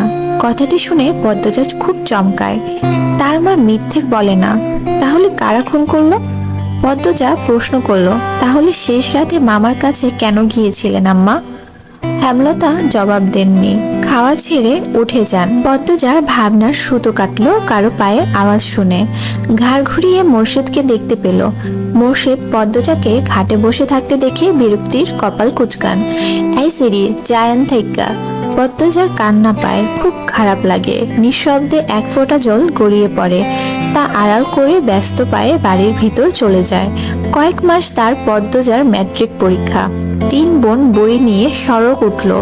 পদ্মজার কোমর অবধি ওড়না দিয়ে ঢাকা। পূর্ণা এক নাগারে বকবক করে যাচ্ছে। স্কুলে যাওয়া অবধি কথা বন্ধ হবে না। মাঝে মাঝে জোরে জোরে হাসছে। মেয়েটার হাসির রোগ আছে বোধ হয়। একবার হাসি শুরু করলে আর থামে না। পদ্মজা বারবার বলছে, আম্মা রাস্তায় কথা বলতে আর হাসতে মানা করছে। চুপ কর না। তবুও পূর্ণা হাসছে। বাড়ির বাইরে এসে মুক্ত পাখির মতো আচরণ করে। তাকে দেখে মনে হয় খাঁচা থেকে মুক্ত হয়েছে। পদ্ম, ওই পদ্ম, খাড়া। পদ্মজা ক্ষেতের দিকে তাকালো। লাবণ্য ক্ষেতের আইল ভেঙে দৌড়ে আসছে। লাবণ্য আর পদ্মজা একই শ্রেণীতে পড়ে। লাবণ্যর কাছে এসে হাঁপাতে থাকলো। শান্ত হওয়ার পর 4 জন মিলে স্কুলের উদ্দেশ্যে হাঁটা শুরু করলো। বাংলা পড়া শিখে এসেছি আজ। পদ্মর প্রশ্ন আগ্রহ করে লাবণ্য বলল, আরে সেরি বাড়িতে শুদ্ধ ভাষার কথা কইলে বাইরে কি কইতে হইব? আমি আঞ্চলিক ভাষা পারি না। লাবণ্য অসন্তুষ্ট প্রকাশ করলো। সে অলন্দপুরের মাতব্বরের বাড়ির মেয়ে। তাদের বাড়ির সবাই শিক্ষিত, তবুও তারা আঞ্চলিক ভাষায় কথা বলে। পরিবারে 2-3 জন সদস্য ছাড়া। আর পদ্মজার 14 গোষ্ঠী মূর্খ, 2-3 জন ছাড়া। তবুও এমন ভাব করে আঞ্চলিক ভাষা নাকি পারে না। সত্যি আমি পারি না। ছোট থেকে আম্মা শুদ্ধ ভাষা শিখিয়েছেন। উনিও বলেন, তাই শুদ্ধ ভাষায় কথা বলতেই আরাম পাই। পূর্ণা তো পারে, আমার চেষ্টা করতে ইচ্ছে হয় না। আচ্ছা বাদ দে, শুন, কাল আমরার বাড়িতে নায়ক নায়িকার আইব। পূর্ণা বিগলিত হয়ে প্রশ্ন করলো, কেন আইব? কোন নায়ক? শুটিং করতে? ছবির শুটিং? পদ্মজা এসবে কোনো আগ্রহ পাচ্ছে না। পূর্ণা খুব আগ্রহ বোধ করছে। সপ্তাহে একদিন সুমিদের বাড়িতে সাদা কালো টিভিতে সে ছায়াছবি দেখত। তাই অভিনয় শিল্পীদের প্রতি তার আগ্রহ আকাশ ছোঁয়া। পূর্ণা গদগদ হয়ে প্রশ্ন ছুড়ল, কোন নায়ক নায়িকা? বল না লাবণ্য আপা। দাঁড়া, মনে করি। পূর্ণা কৌতূহল নিয়ে তাকিয়ে আছে। লাবণ্য চোখ বুজে মনে করার চেষ্টা করলো। এরপর মনে হতেই বলল, লিখন শাহ আর চিত্রা দেবী। তুমি আমার ছবি, নায়ক নায়িকা। স্কুলের যাওয়ার পুরোটা পথ লাবণ্য আর পূর্ণা ছায়াছবি নিয়ে আলোচনা করলো। মূল বক্তব্যে ছিলেন লিখন শাহ। বাকি পর্বগুলো পাওয়ার জন্য অবশ্যই চ্যানেলটা সাবস্ক্রাইব করে বেল আইকনে ক্লিক করে রাখুন, তাহলে পরবর্তী পর্ব আসার সাথে সাথেই আপনাদের কাছে পৌঁছে যাবে। আসসালামু আলাইকুম। শুরু করছি আমি পদ্মজা উপন্যাসের চতুর্থ পর্ব। দিনটাকে পদ্মজার অলক্ষণে মনে হচ্ছে। সকালে উঠে দেখলো লাল মুরগিটার একটা বাচ্চা নেই, নিশ্চয় শিয়ালের কারবার। রাতে মুরগির খোপের দরজা লাগানো হয়নি, আর এখন আবিষ্কার করলো দেয়াল ঘড়িটার কাঁটা ঘুরছে না। ঘড়িটা রাজধানী থেকে হানি খালামণি দিয়েছিলেন। গ্রামে খুব কম লোকই হাত ঘড়ি পরে। দেয়াল ঘড়ি হাতে গোনা 2-3 জনের বাড়িতেই আছে। পদ্মজা সূর্যের দিকে তাকিয়ে সময়ে আন্দাজ করার চেষ্টা করলো। পূর্ণা প্রেমা দুপুরে খেয়েই ঘুম দিয়েছে। পদ্মজা মায়ের রুমে উকি দিল। হেমলতা মনোযোগ দিয়ে সেলাই মেশিন কাপড় সেলাই করছেন। আটপাড়া একমাত্র হেমলতাই সেলাই কাজ করেন। প্রতিটা ঘরের কারো না কারো পরনে তার সেলাই করা কাপড় আছে। লুকিয়ে দেখছিস কেন, ঘরে আয়। হেমলতায় কথা পদ্মজা লজ্জা পেল। না আম্মা, কাজ আছে। পানি দিয়ে যা। হেমলতা জগ বাড়িয়ে দেন। পদ্মজা জগ হাতে নিয়ে বলল, আম্মা সৎকা কোন মুরগিটা দেব? হেমলতা গতকালকে স্বপ্নে দেখেছেন বাড়িতে আগুন লেগেছে, তাই তিনি সৎকা দিবেন বলে মন স্থির করলেন। সকালেই পদ্মজাকে মনের কথা জানালেন। সাদা মোরগটা দিয়ে দিস। মুন্না কি আসছে? না, প্রতিদিন বিকেলবেলা তো পানি নিতে আসে, কিছুক্ষণ পরেই আসবে। হেমলতা আর কথা বাড়ালো না। পদ্মজা কলপার থেকে পানি নিয়ে আসে। আসরের আজানের সাথে সাথে মুন্না আসলো। গ্রামের সচ্ছল পরিবার নেই বললেই চলে। হাতে গোনা কয়েকটা পরিবার সচ্ছলতা আছে। হেমলতা পরিবারটা টিকে আছে হেমলতার তীক্ষ্ণ বুদ্ধি এবং পরিশ্রমের জন্য। পুরো আটপাড়ের টিউবওয়েল মাত্র 5টা। পদ্মজাদের টিউবওয়েল থেকে পানি নিতে প্রতিদিন অনেকেই আসে। তার মধ্যে নিয়মিত একজন মুন্না, 10 বছরের একটা ছেলে। মা নেই, বাবা পঙ্গু, সদরে বসে ভিক্ষা করে। পদ্মজা মোরগ নিয়ে কলপাড়ে এসে দেখে মুন্না নেই। একটু সামনে হেঁটে এসে ঘাটে মুন্নাকে দেখতে পেল। ডাকলো, মুন্না। মুন্না ফিরে তাকায়। পদ্মজার হাতে সাদা মোরগ দেখে মুন্না খুব খুশি হয়। পদ্মজা না বললেও বুঝে যায় সৎকা পাবে আজ। মুন্না এগিয়ে আসলো, দাঁত কিলিয়ে হাসলো। হাসছিস কেন? নে মোরগ, তোর আব্বাকে নিয়ে খাবি। মুন্না যে খুব খুশি হয় তা দেখে বোঝা গেল। খুশিতে গদগদ হয়ে মোরগটাকে জড়িয়ে ধরল। পদ্মজার ঠোঁট দুটি নিজেদের শক্তিতে প্রশান্তিত হাসিতে মেতে উঠল। কি সুন্দর মুন্নার হাসি! পদ্মজা বলল, খুব খুশি? হ। দোয়া করবি আমরা যেন ভালো থাকি। করবাম আপা। আচার খাবি মুন্না? হ, খাইবাম। পদ্মজা আবারও হাসলো। মুন্না পেটুক, খাওয়ার কথা শুনলেই চোখ চকচক করে ওঠে। পদ্মজা আচার নিয়ে আসে। মুন্নার সাথে বসে আরাম করে খায়। মুন্না একটু একটু করে খেতে খেতে বলল, আপা তুমি খুব ভালো। তাই? হ। বড় হইয়া তোমারে বিয়া করবাম আমি। পদ্মজা বিষম খেলো। দ্রুত এদিক ওদিক তাকিয়ে দেখলো কেউ শুনলো নাকি। বিয়ে তার কাছে খুব লজ্জাজনক শব্দ। বিয়ে নামটা শুনলেই লজ্জায় লাল টুকটুকে হয়ে যায়। ফিসফিসিয়ে মুন্নাকে জিজ্ঞেস করলো, বিয়ের কথা কোথায় শিখলি? আব্বা কইছে। আর বলবি না এসো, যা বাড়ির যা। পদ্মজা তড়িঘড়ি করে বাড়ির ভিতর চলে যায়। রান্নাঘরে ঢুকে দেখলো হেমলতা রান্নার প্রস্তুতি নিচ্ছেন। সন্ধ্যার পর বিদ্যুৎ থাকে না, হারিকেন জ্বালিয়ে রান্না করতে হয়। প্রতিদিন ঘরে একটা হারিকেন আর রান্নাঘরে একটা হারিকেন জ্বালানোর অনেক খরচের ব্যাপার। তাই তিনি বিকেলে রাতে রান্না সেরে ফেলেন। আম্মা আমি রাধি। লাগবে না, সাহায্য করো শুধু। পদ্মজা চোখ ঘুরিয়ে দেখলো কি কাজ করা যায়। কোনো সাহায্যের প্রয়োজন নেই। হেমলতা নির্বিকার ভঙ্গিতে বললেন, আয়। সিরে আনবো না লাহারি ঘরে আছে? লাহারি ঘরে নেই।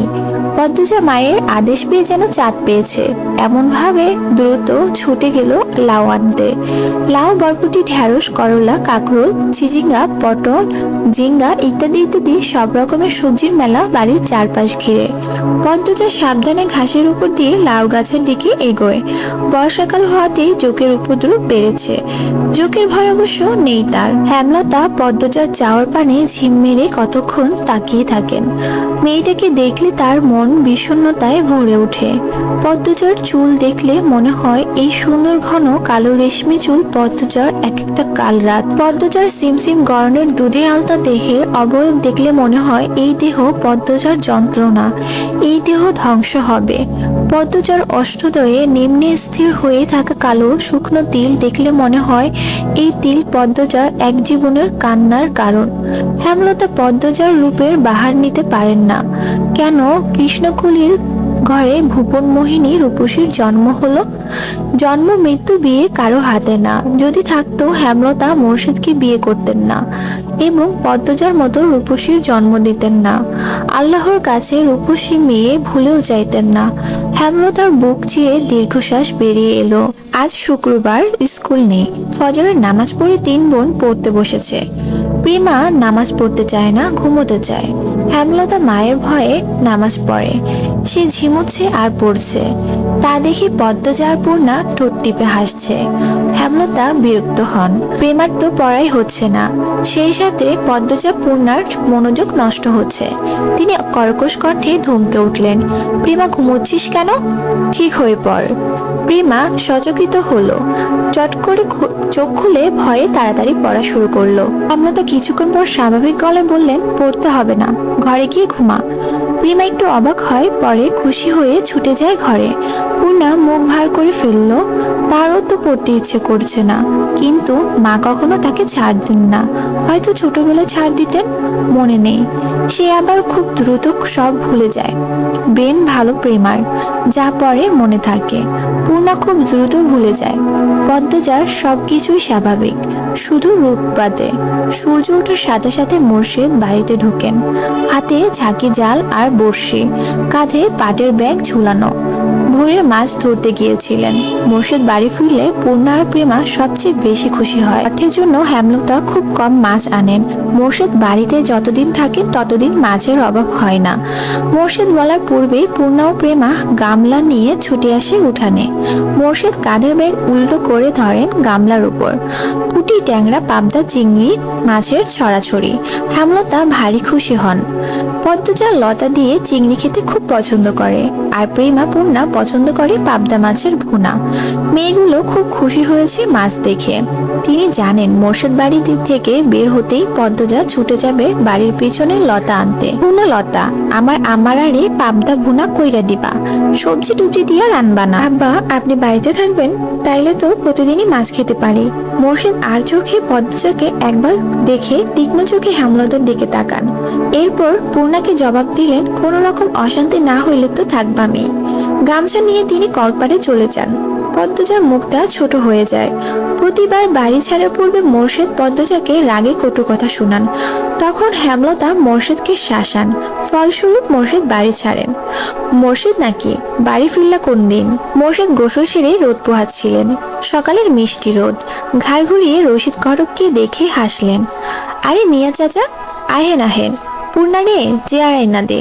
খবর কি? পূর্ণা চেয়ার এনে দিল। রশিদ একদল থুতু উঠানে ফেলে চেয়ারে বসলেন আরাম করে। প্রেমাকে উঠানে খেলতে দেখে ফরমাইশ দিলেন, এই মাইয়া যা পানি লইয়া আয়, অনেকক্ষণ ধইরা দমটা আটকাইয়া আছে। প্রেমা পানি নিয়ে আসে।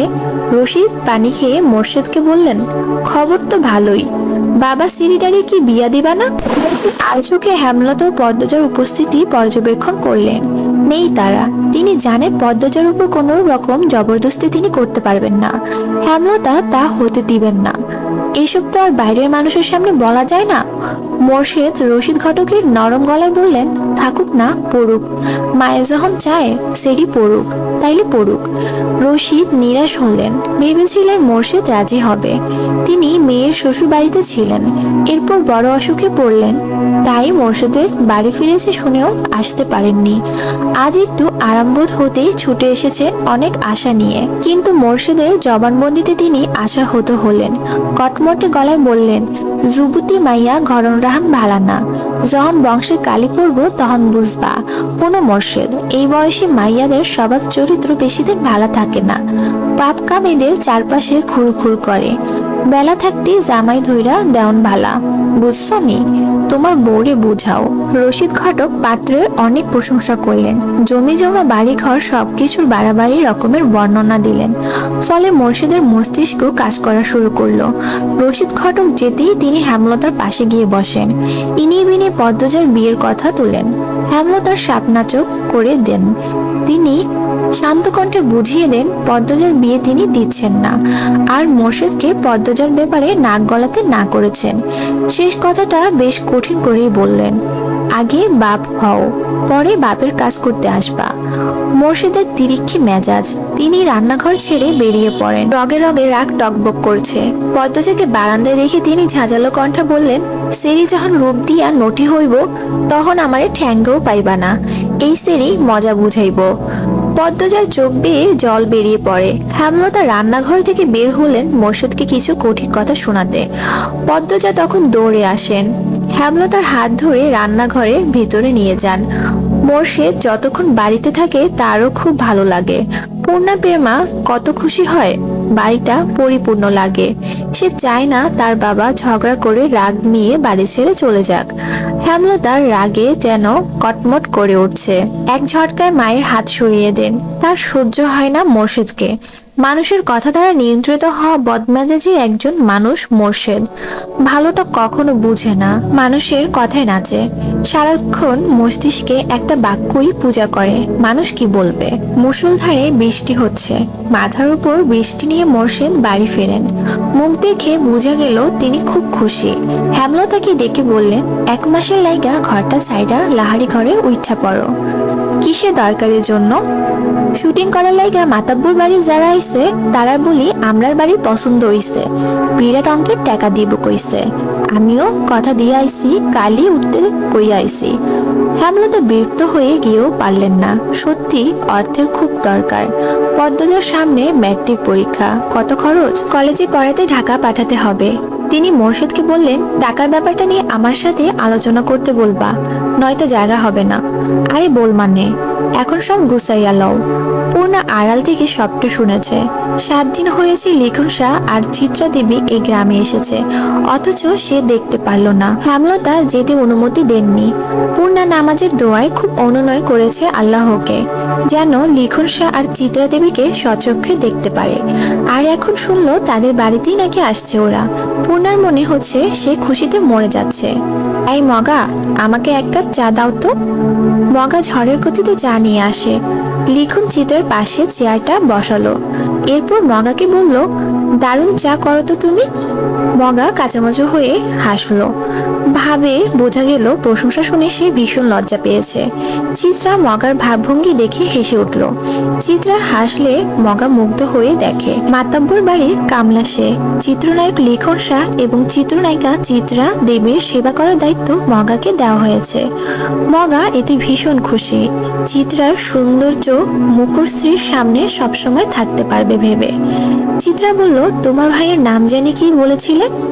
4 ফুট উচ্চতার মগা উৎসাহ নিয়ে জবাব দিল, মদন। হাসি পায়, অনেক কষ্টে চেপে রাখলো। মগা, মদন কারো নাম হয়? শুটিং এর মাঝে হুট করে আকাশ ভেঙে বৃষ্টি পড়ে, তাই আপাতত শুটিং স্থগিত আছে। সবাই বারান্দায় বসে বৃষ্টি দেখছে, হাতে সবার রং চা। বাকি গল্পগুলো পাওয়ার জন্য অবশ্যই চ্যানেলটা সাবস্ক্রাইব করে বেল আইকনে ক্লিক করে রাখুন। পরবর্তী পর্ব আসার সাথে সাথেই আপনাদের কাছে পৌঁছে যাবে। আসসালামু আলাইকুম। শুরু করতে যাচ্ছি আমি পদ্মজা উপন্যাসের 5ম পর্ব। লাহারি ঘর দুভাগ করা হয়েছে চাদরটা নিয়ে। এক পাশে চৌকিতে হেমলতা মোর্শেদ থাকেন, অন্য পাশে চৌকি পদ্মজা, পূর্ণা ও প্রেমার দখলে। লাহারি ঘরের পেছনে দরজা আপাতত প্রধান দরজা হিসেবে ব্যবহৃত হচ্ছে। পিছনে অনেক কচু গাছ ছিল। হেমলতা মোর্শেদকে নিয়ে জায়গা খালি করেছেন। এরপর সেখানে মাটির চুলা তৈরি করা হয়েছে। বড় সড়কের ওঠার জন্য ঝোপঝাড় কেটে শুরু করে পথ করা হয়েছে। এতে মোর্শেদের সাহায্য ছিল না। হেমলতা 2 মেয়ে মেয়েকে নিয়ে একাই করেছেন। শুটিং দলে অনেক পুরুষ, পদ্মজাকে ভুলেও তাদের সামনে দিয়ে আসা যাওয়া করতে দেওয়া যাবে না। হেমলতার মাঝে মাঝে ইচ্ছে করে পদ্মজার মুখ পুড়িয়ে দিতে, পরক্ষণেই নিজের উপর ঘৃণা চলে আসে। কি করে নিজের মেয়ের প্রতি এমন মনোভাব আসতে পারে? অথচ পদ্মজার হাতে সূচ ফুটলেই হেমলতার মনে হয় নিজের শরীরে আঘাত লেগেছে। কি জন্য এত টান পদ্মজার প্রতি? ভেতরে ভেতরে হেমলতা এই প্রশ্নের উত্তর জানেন, শুধু প্রকাশ পায় না, না জানার ভান ধরে থাকেন। আম্মা, আজ আমি রাধি? পদ্মজার প্রতিদিনের প্রশ্ন। হেমলতা রাখতে দিবেন না জানা সত্ত্বেও পদ্মজা প্রতিদিন অনুরোধ করে। হেমলতা বিপদাপদ ছাড়া পদ্মজাকে রান্নাঘরে পাঠান না। সোনার শরীরে মাটির চুলার কালি লাগাতে হেমলতার মায়া লাগে। তিনি হাসেন। পদ্মজা মুগ্ধ হয়ে দেখে হেমলতার বয়স 36, শ্যামলা চেহারা, দাঁতগুলো ধবধবে সাদা, চোখের মনি অন্যদের তুলনায় বড় আর গাঢ় কালো। চোখ দুটিকে গভীর পুকুর মনে হয়, সিমসাম গড়ন। পূর্ণা যেন মায়েরই কিশোরী শরীর, তবে তারা 3 বোনই মায়ের মতো চিকন আর লম্বা। আচ্ছা, আজ তুই রাখবি? পদ্মজা ভাবেনি অনুমতি পাবে। আদরে উল্লাসে প্রশ্ন করে, সত্যি আম্মা? যা জলদি, আসরের আজান কবে পড়েছে? পদ্মজা রান্নার প্রস্তুতি নিতে থাকে। পূর্ণা আর প্রেমা হিজুল গাছের নিচে পাটি বিছিয়ে লুডো খেলছে। প্রেমা বাটপাড়ি করে, এ নিয়ে কিছুক্ষণ পরপর তাদের মাঝে তর্ক হচ্ছে। সকালে বৃষ্টি হয়েছে, রান্না করতে গিয়ে পদ্মজা ভেজা মাটির সোদা গন্ধ পেল। কি সুন্দর অনুভূতি! মোর্শেদ পদ্মজাকে রাতে দেখে কপাল কুঁচকে ফেললেন। ঘরে ঢুকে হেমলতাকে মেজাজ দেখিয়ে প্রশ্ন ছুড়ে দিলেন, এই সেরি রান্দে কেন? হেমলতা নির্লিপ্তভাবে জবাব দেন, আমি বলেছি। কতদিন কইছি এই সিরির হাতে রান্ধন আমারে না খাওয়াইতে? মোর্শেদের কঠিন সুর পদ্মজার কানে আসে। মুহূর্তে খুশিটুকু ফাটা বেলুনের মতো চুপসে যায়। সে জানে এখন ঝগড়া শুরু হবে। তার আম্মা আব্বা অনুচিত কথাবার্তা মাটিতে পড়তে দেন না, তার আগেই জবাব ছুড়ে দেন, খেতে ইচ্ছে না হলে খাবা না? রাতবেলা না খাইয়ে থাকবা মামি? খাবার রেখেও যদি না খেতে চাও সেটা তোমার সমস্যা, আমি বা আমার মেয়ে কেউই না করিনি। মোর্শেদ কিছু নোংরা কথা শোনাতে প্রস্তুত হন। হেমলতা সেলাই মেশিন রেখে উঠে দাঁড়ান। তিনি যেন বুঝে গিয়েছেন মোর্শেদ কি বলবেন। আঙ্গুল তুলে শাসিয়ে মোর্শেদকে বললেন, একটা নোংরা কথা উচ্চারণ করলে আমি আজ তোমাকে ছাড় দিব না। পদ্মা তোমার মেয়ে, আল্লাহ সইবে না। নিজের মেয়ের সম্পর্কে এত নোংরা কথা কোনো বাবা বলে না। মোর্শেদ নোংরা কথাগুলো হজম করে নিলেন, তবে কিরমির করে বললেন, পদ্ম আমার সেলিনা, পদ্ম তোমার মেয়ে।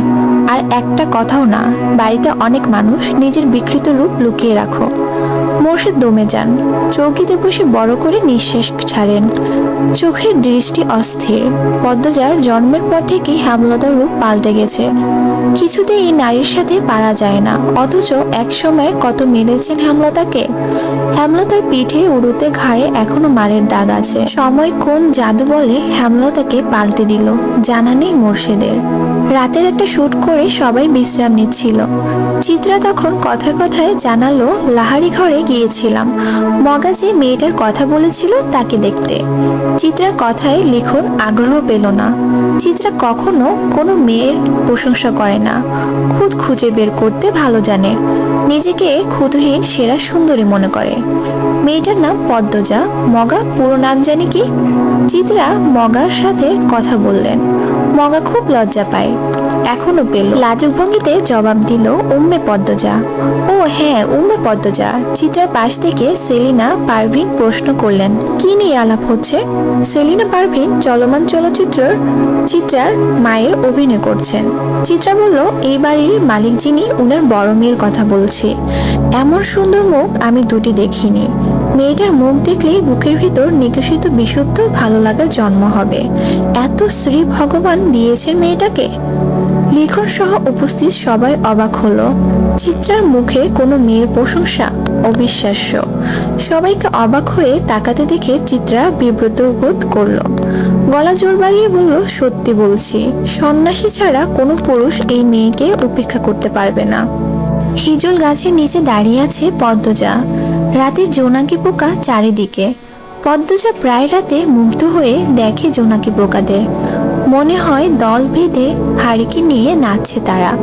তবে এই মুহূর্তে রাতের এই সৌন্দর্যের পদ্মজার মনে ঢুকতে পারছে না। পদ্মজার ঠোঁট কামড়ে কাঁদছেন, চোখ দুটো জ্বলছে খুব। মোর্শেদ রান্না খারাপ হওয়ায় অজুহাতে থালা ভর্তি ভাত তরকারি ছুঁড়ে ফেলেছে পদ্মজার মুখে। চোখে ঝোল পড়েছে, তা নিয়ে হেমলতা সে কি রাগ। মোর্শেদ অবশ্য চুপ ছিলেন, তিনি তো রাগ মিটিয়ে ফেলেছেন, আর তর্ক করে কি হবে। পদ্মজা তাকালো। হেমলতা ভেজা কণ্ঠে প্রশ্ন করলেন, খুব জ্বলছে রে মা? পদ্মজা জবাব দিতে পারল না, ঠোঁট ভেঙে কেঁদে উঠল। মা ছাড়া পৃথিবীতে আর কেউ নেই তার।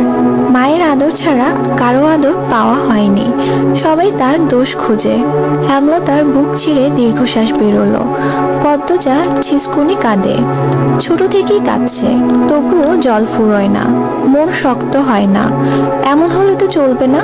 পদ্মজার কান্নার বেগ বাড়ল।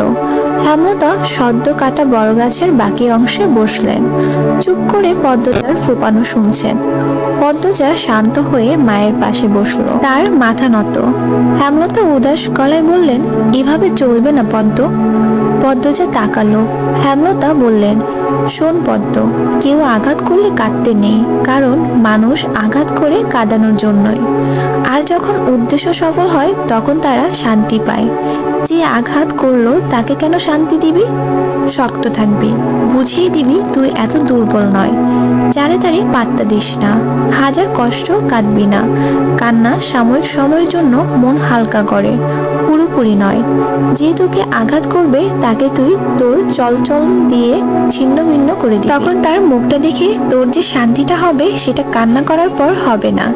এই শান্তি স্থায়ী। হেমলতার কথা পদ্মজার উপর প্রভাব ফেলল না। সে করুণ সুরে বলল, কিন্তু আব্বার ব্যবহার আমার সহ্য হয় না আম্মা।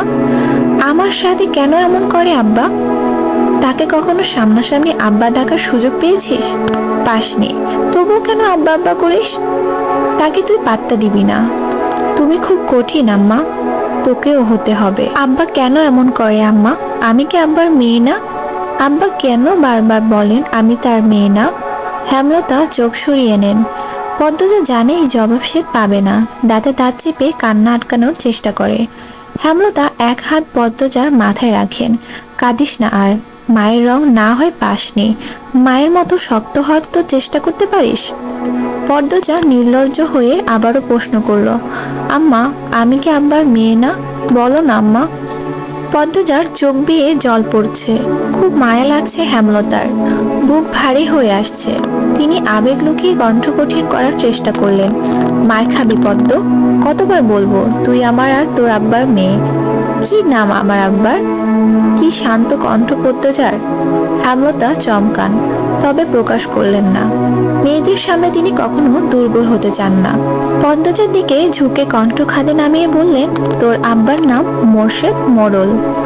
পদ্মজা হতাশ হয়ে দীর্ঘশ্বাস ছাড়ল। মাকে খুব বিরক্ত লাগছে এখন, খুব কঠিন করে বলতে ইচ্ছে হচ্ছে, যাও এখান থেকে, আমার কাছে আর আসবা না, কখনো না।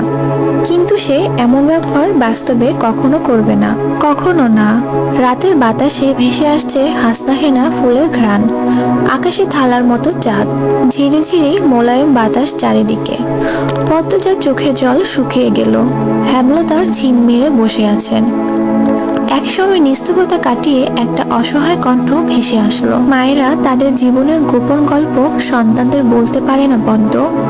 পদ্মজা তাকালো। হেমলতা ছলছল চোখে তাকিয়ে আছেন। পদ্মজার কান্না পেল। মানুষটাকে এত নরম রূপে মানায় না। পদ্মজা আশ্বস্ত করে বলল, আমি আর কখনো জানতে চাইবো না আম্মা। শুটিং দলের একজনও বাড়িতে নেই, সবাই স্কুলের মাঠে গিয়েছে। কয়েকদিন ধরে নদীর ঘাটে যেতে না পেরে তৃষ্ণার্ত হয়ে উঠেছে পদ্মজা। এই সুযোগ হাতছাড়া করা যায় না। হেমলতার অনুমতি নিয়ে সে ঘাটে চলে আসলো। ঘাটের সিঁড়িতে বসলো। কয়েক সেকেন্ড পর টের পেল গান বাজছে কোথাও। গানের সুর অনুসরণ করে কয়েকটা সিঁড়ি নেমে আসে। ঘাটের বাম পাশে বাঁধা নৌকায় একজন পুরুষ বসে আছে, হাতে রেডিও। গানের উৎস তাহলে এখানেই। পদ্মজা বিব্রত বোধ করলো। উল্টো দিকে ঘুরে ব্যস্ত পায়ে লাহারি ঘরে চলে আসে। পদ্মজা এত দ্রুত ফেরাতে হেমলতা প্রশ্ন করেন, কেউ ছিল? পদ্মজা মাথা নাড়ালো। হেমলতা চিন্তিত সুরে প্রশ্ন ছুড়ল, কিছু বলেছে? দেখতে কেমন? না মা, কিছু বলেনি। আমাকে দেখেনি। মাথার চুল ঝাঁকড়া, মুখ খেয়াল করিনি। এইটাই তো লিখন শাহ, নায়ক। পূর্ণা পুলকিত হয়ে বলল। হেমলতা আর কিছু বললেন না। আসসালামু আলাইকুম। শুরু করতে যাচ্ছি আমি পদ্মজা উপন্যাসের 6 পর্ব। রাতে ঝড় এসেছিল।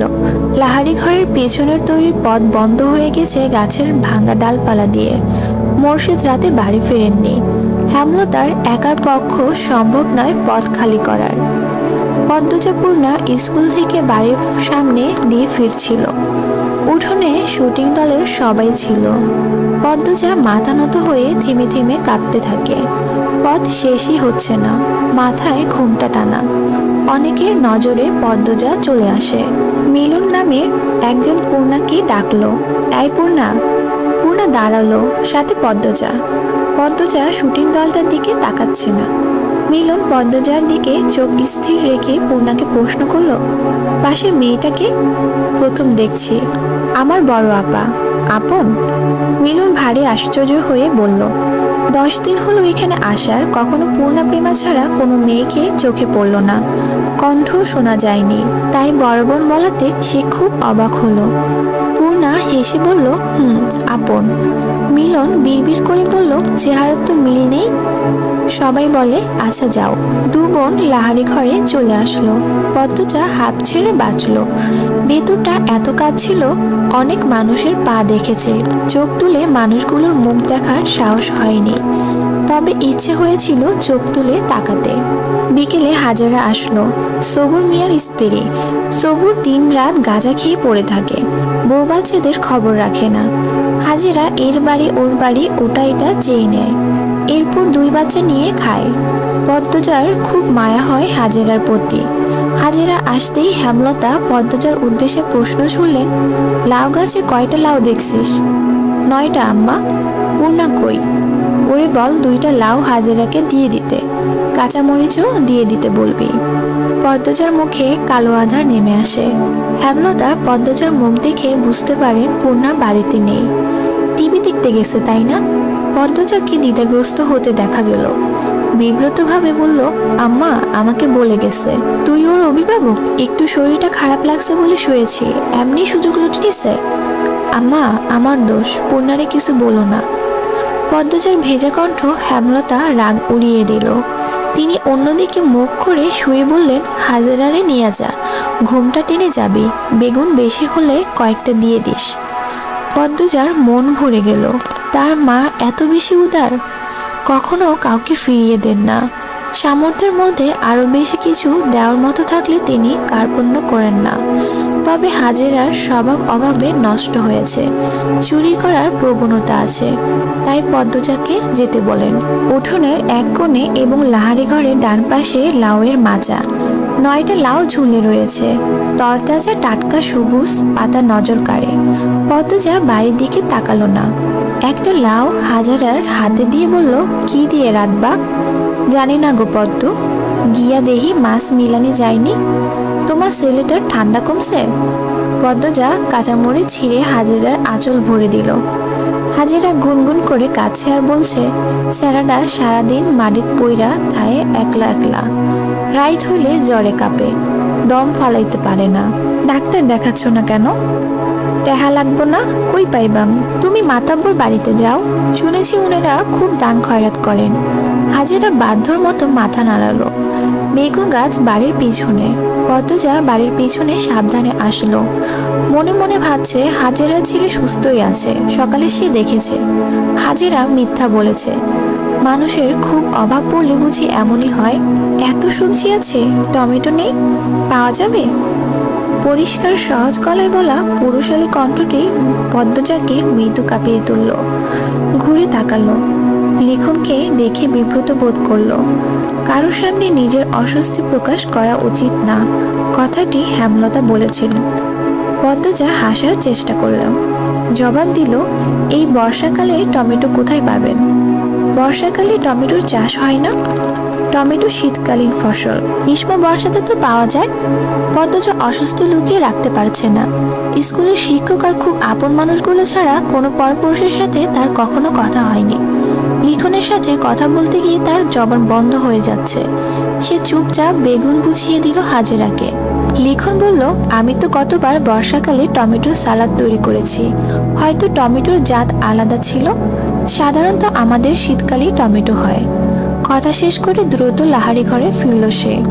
মনে হচ্ছে পরপুরুষের সাথে কথা বলা ঘোর পাপ হয়ে গেছে। পাপ মোচন করতে হবে। ঘরে ঢুকে ঢকঢক করে 2 গ্লাস পানি খেলো। হেমলতা ঘুমাচ্ছেন, নয়তো পদ্মজার মুখ দেখে নির্ঘাত বুঝে যেতেন কিছু একটা ঘটেছে। পদ্মজা ভক্তি নিয়ে আল্লাহ তাআলার প্রতি শুকরিয়া আদায় করলো। হেমলতা সালোয়ার কামিজ সেলাই করছিলেন, তখন বারান্দার সামনে একজন পুরুষ লোক এসে দাঁড়ালো। হেমলতা শাড়ির আঁচল মাথায় টেনে নেন, জিজ্ঞাসুক দৃষ্টি নিয়ে তাকান। লোকটি হেসে বলল, আমি মিলন, শুটিং দলের। হেমলতা জোরপূর্বক হাসেন আর চোখে ঘরের দরজার দিকে তাকান।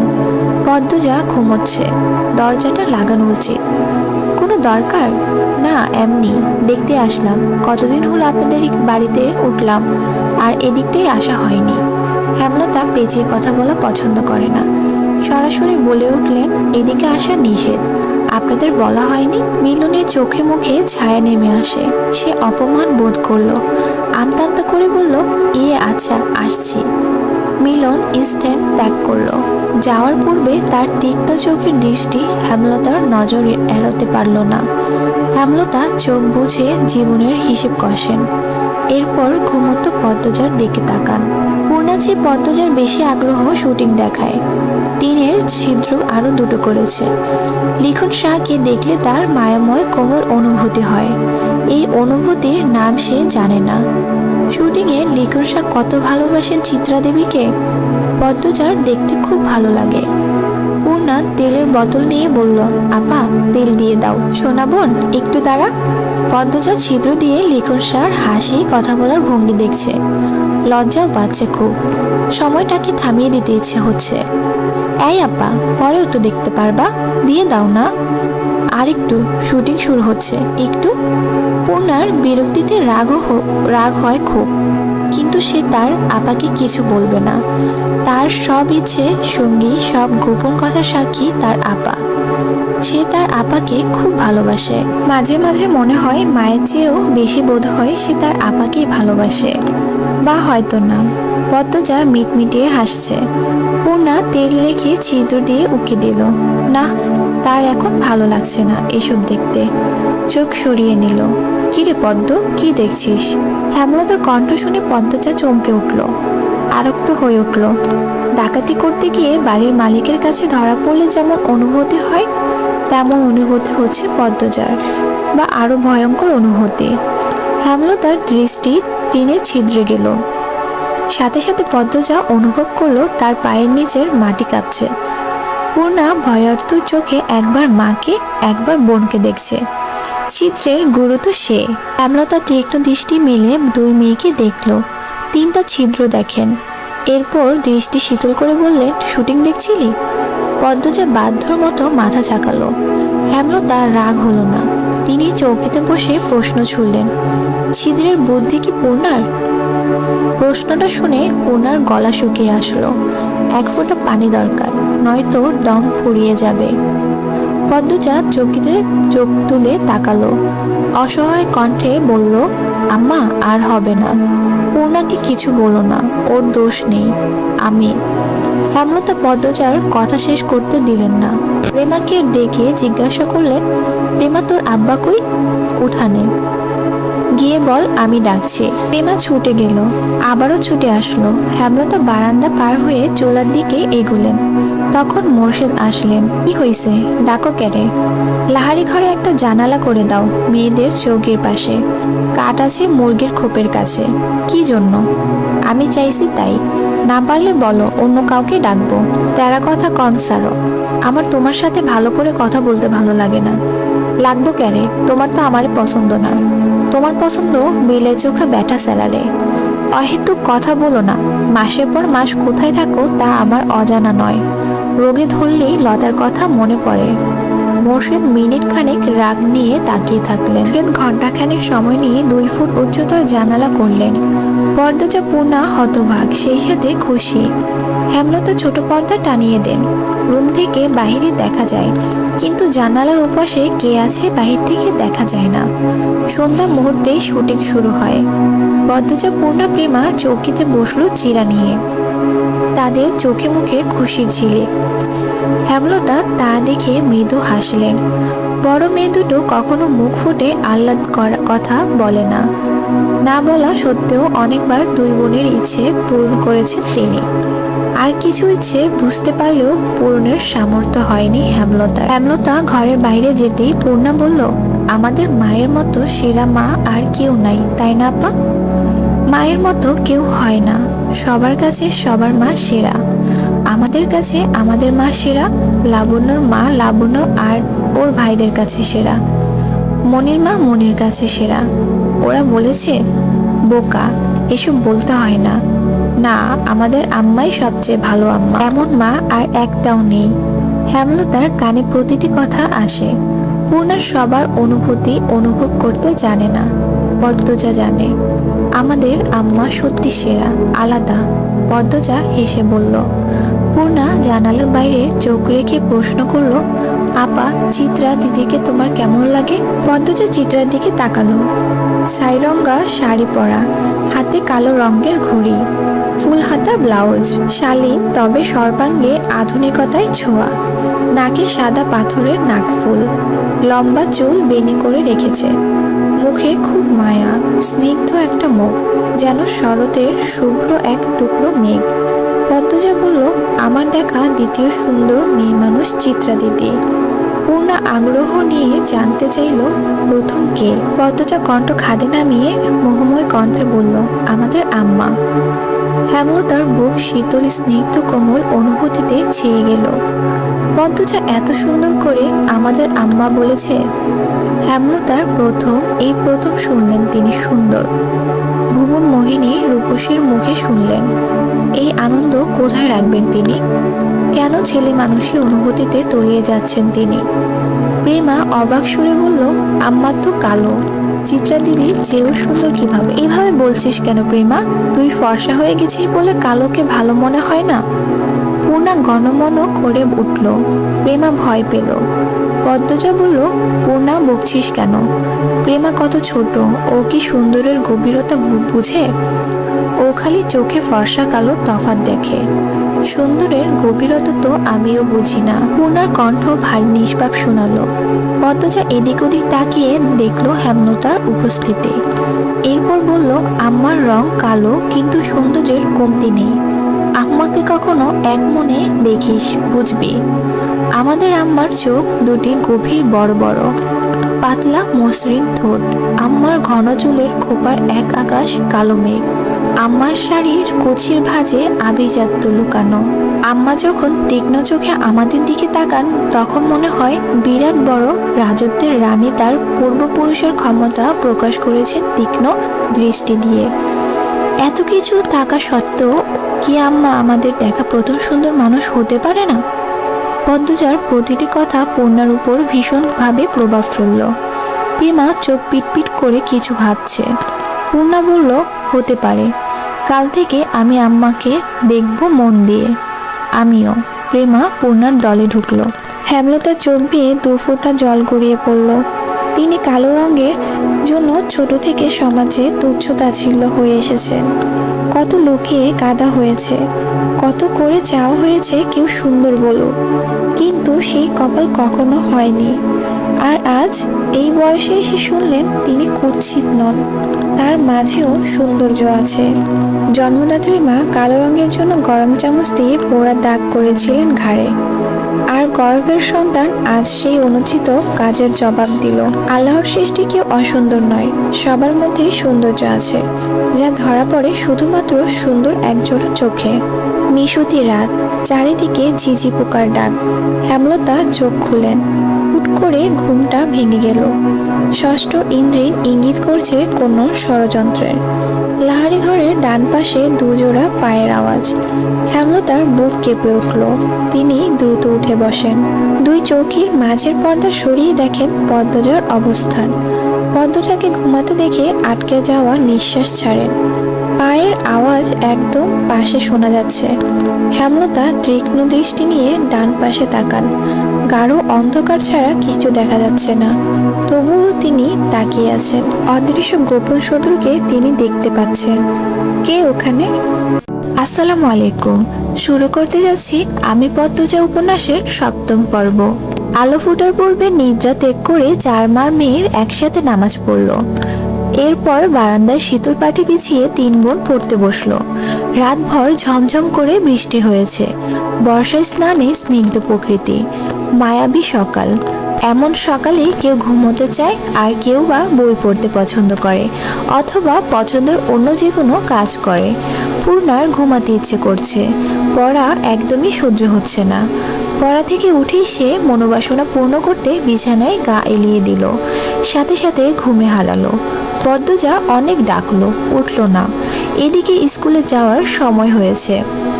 হেমলতা বাইরের থেকে উকি দিয়ে প্রশ্ন করলো, পূর্ণা ঘুমে? জি আম্মা। সে জানে না স্কুল আছে, তবুও কোন আক্কেলে ঘুমালো। মায়ের কঠিন সুরে পদ্মজা ভয় পেল। পূর্ণা নির্ঘাত মার খাবে আজ। সে হেমলতাকে আশ্বস্ত করে বলল, তুমি যাও আম্মা, পূর্ণা কিছুক্ষণের মধ্যে তৈরি হয়ে যাবে।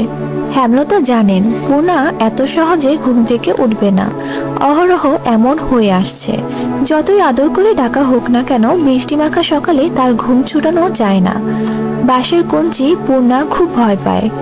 কঞ্চির বাড়ি না খাওয়া অবধি ঘুম পূর্ণাকে কিছুতেই ছাড়বে না। এই যেন ভূত ছাড়ানোর মতো। হেমলতা বাঁশের কঞ্চি আনতে যান। এদিকে পদ্মজা ডেকেই যাচ্ছে, পূর্ণা ওঠ, মাটা খাওয়ার আগে ওঠ। এই পূর্ণা, পূর্ণা রে, পূর্ণা ওঠ। পূর্ণা পিটপিট করে চোখ খুলে আবার ঘুমিয়ে যাচ্ছে। প্রেমা এই ব্যাপারটা খুব উপভোগ করে।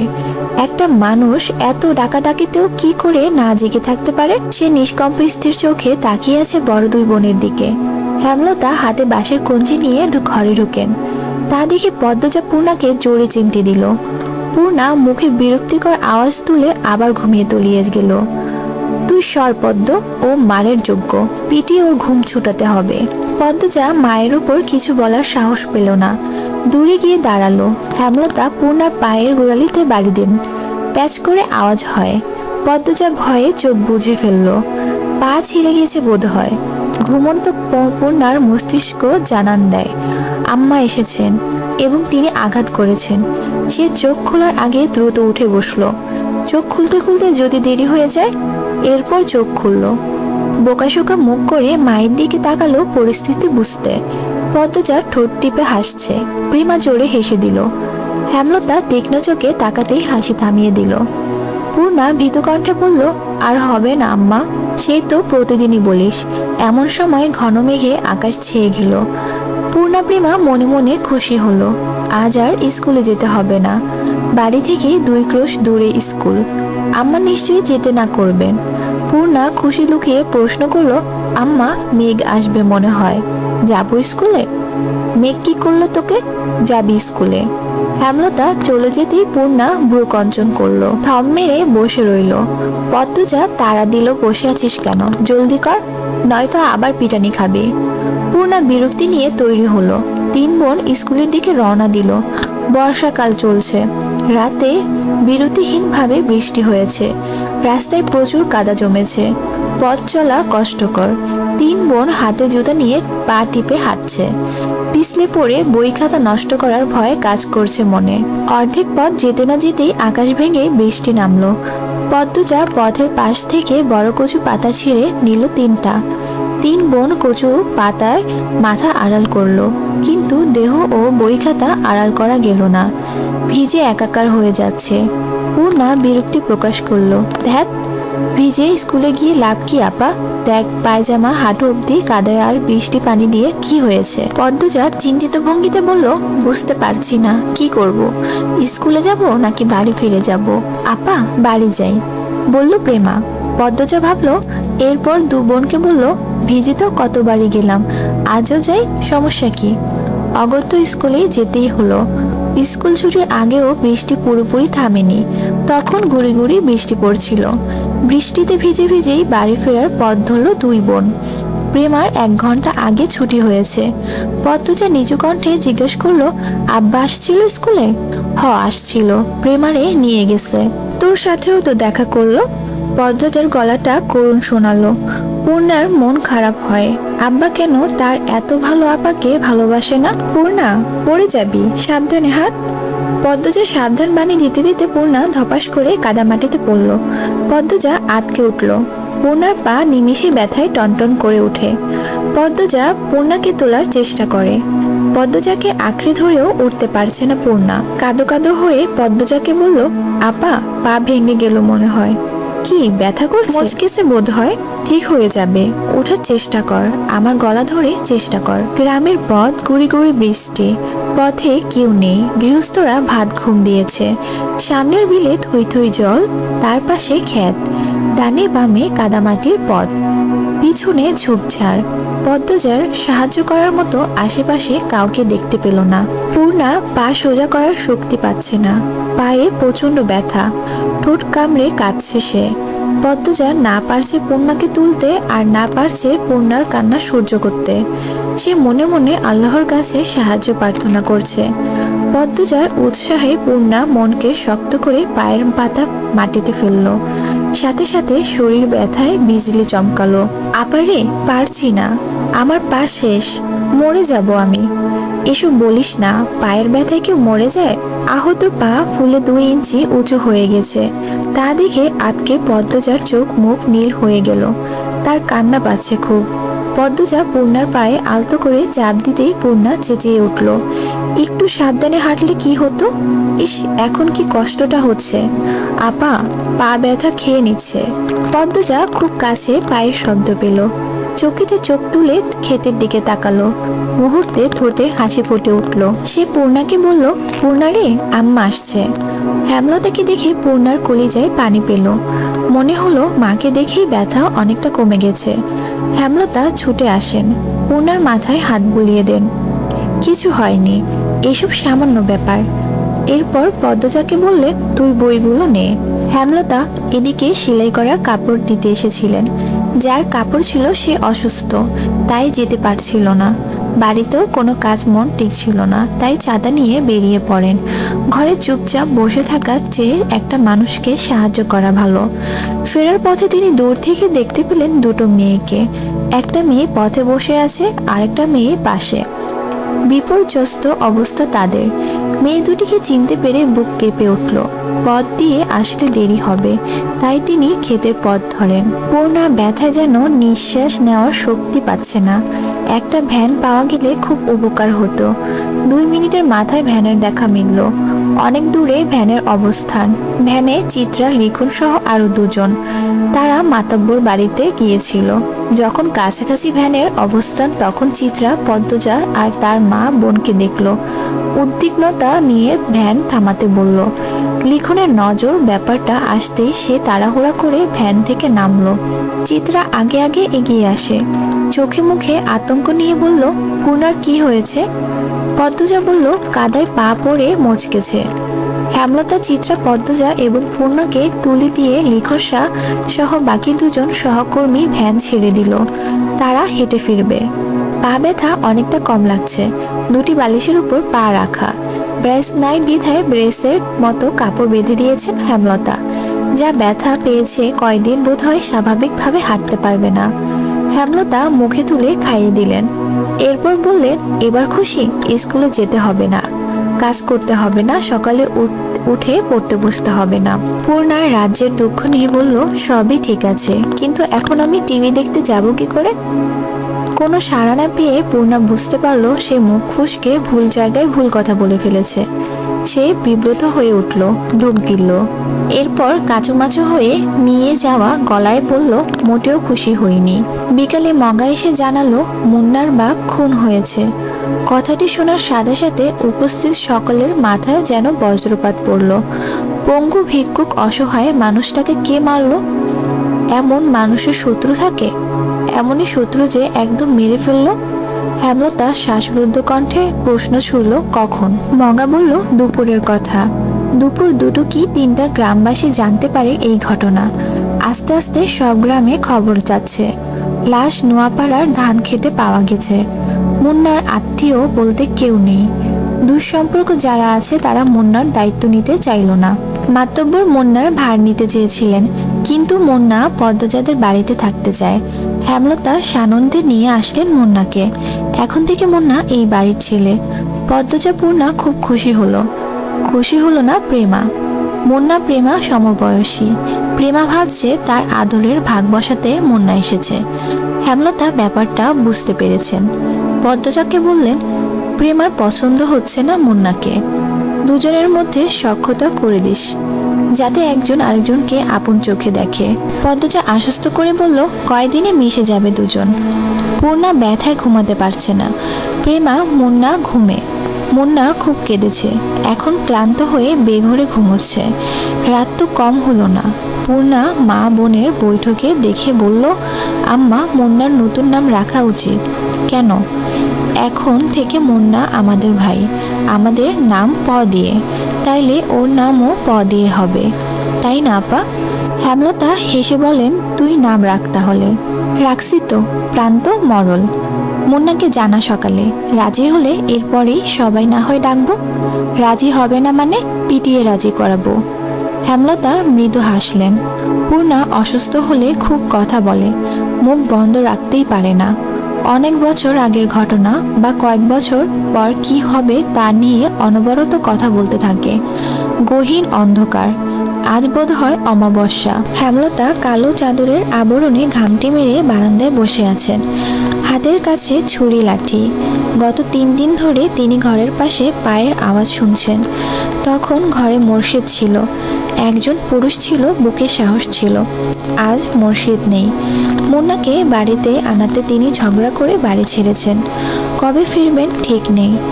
আজ কিছুতেই ঘুমানো যাবে না। হাতে নাতে সন্দেহকারীকে ধরে এই বিপদ থেকে মুক্ত হতে হবে। কিন্তু অনেকক্ষণ হলো কেউ আসছেন না। চোখ বুঝে আসছে হেমলতার। সারাদিন অনেক খাটুনি গেল। কাদামাটিতে ছপ ছপ শব্দ তুলে কেউ আসছে। হেমলতা সতর্ক হয়ে উঠল। শক্ত হাতে লাঠি ও ছুরি ধরেন। পায়ের শব্দটা কাছে আসতেই তিনি বেরিয়ে আসেন। অন্ধকারে পরিষ্কার নয় মুখ। আন্দাজে ছুঁড়ে মারেন হাতের লাঠি। লাঠিটা বেশ ভালোভাবেই পড়ল সামনের জনের উপর। পিছনের জন দৌড়ে পালালো। লোকটা আর্তনাদ করে বসে পড়ল মাটিতে। পরক্ষণেই পালানোর চেষ্টা করলো, কিন্তু পারল না হেমলতার জন্য। হেমলতা দ্বিতীয় লাঠি দ্বারা আবার আঘাত করলেন। তার তীক্ষ্ণ দৃষ্টি স্থির। আহত ব্যক্তির আর্তচিৎকার শুনে বাড়ির ভেতর থেকে ছুটে আসে সবাই। টর্চের আলোতে চারদিক আলোকিত হয়ে উঠল। হেমলতা স্বাভাবিক ভঙ্গি নিয়ে দাঁড়িয়ে আছেন। তিনি যেন জানতেন এই লোকেরই আসার কথা ছিল। শুটিং দলকে তিনি আজই বের করবেন, তবেই শান্তি। পদ্মজা, প্রেমা, মুন্না বেরিয়ে আসে। পূর্ণা ঘরেই রইল। পদ্মজা ডিরেক্ট আব্দুল জাহিদকে দেখে চমকালো। তখন কোত্থেকে আগমন ঘটল মোর্শেদের।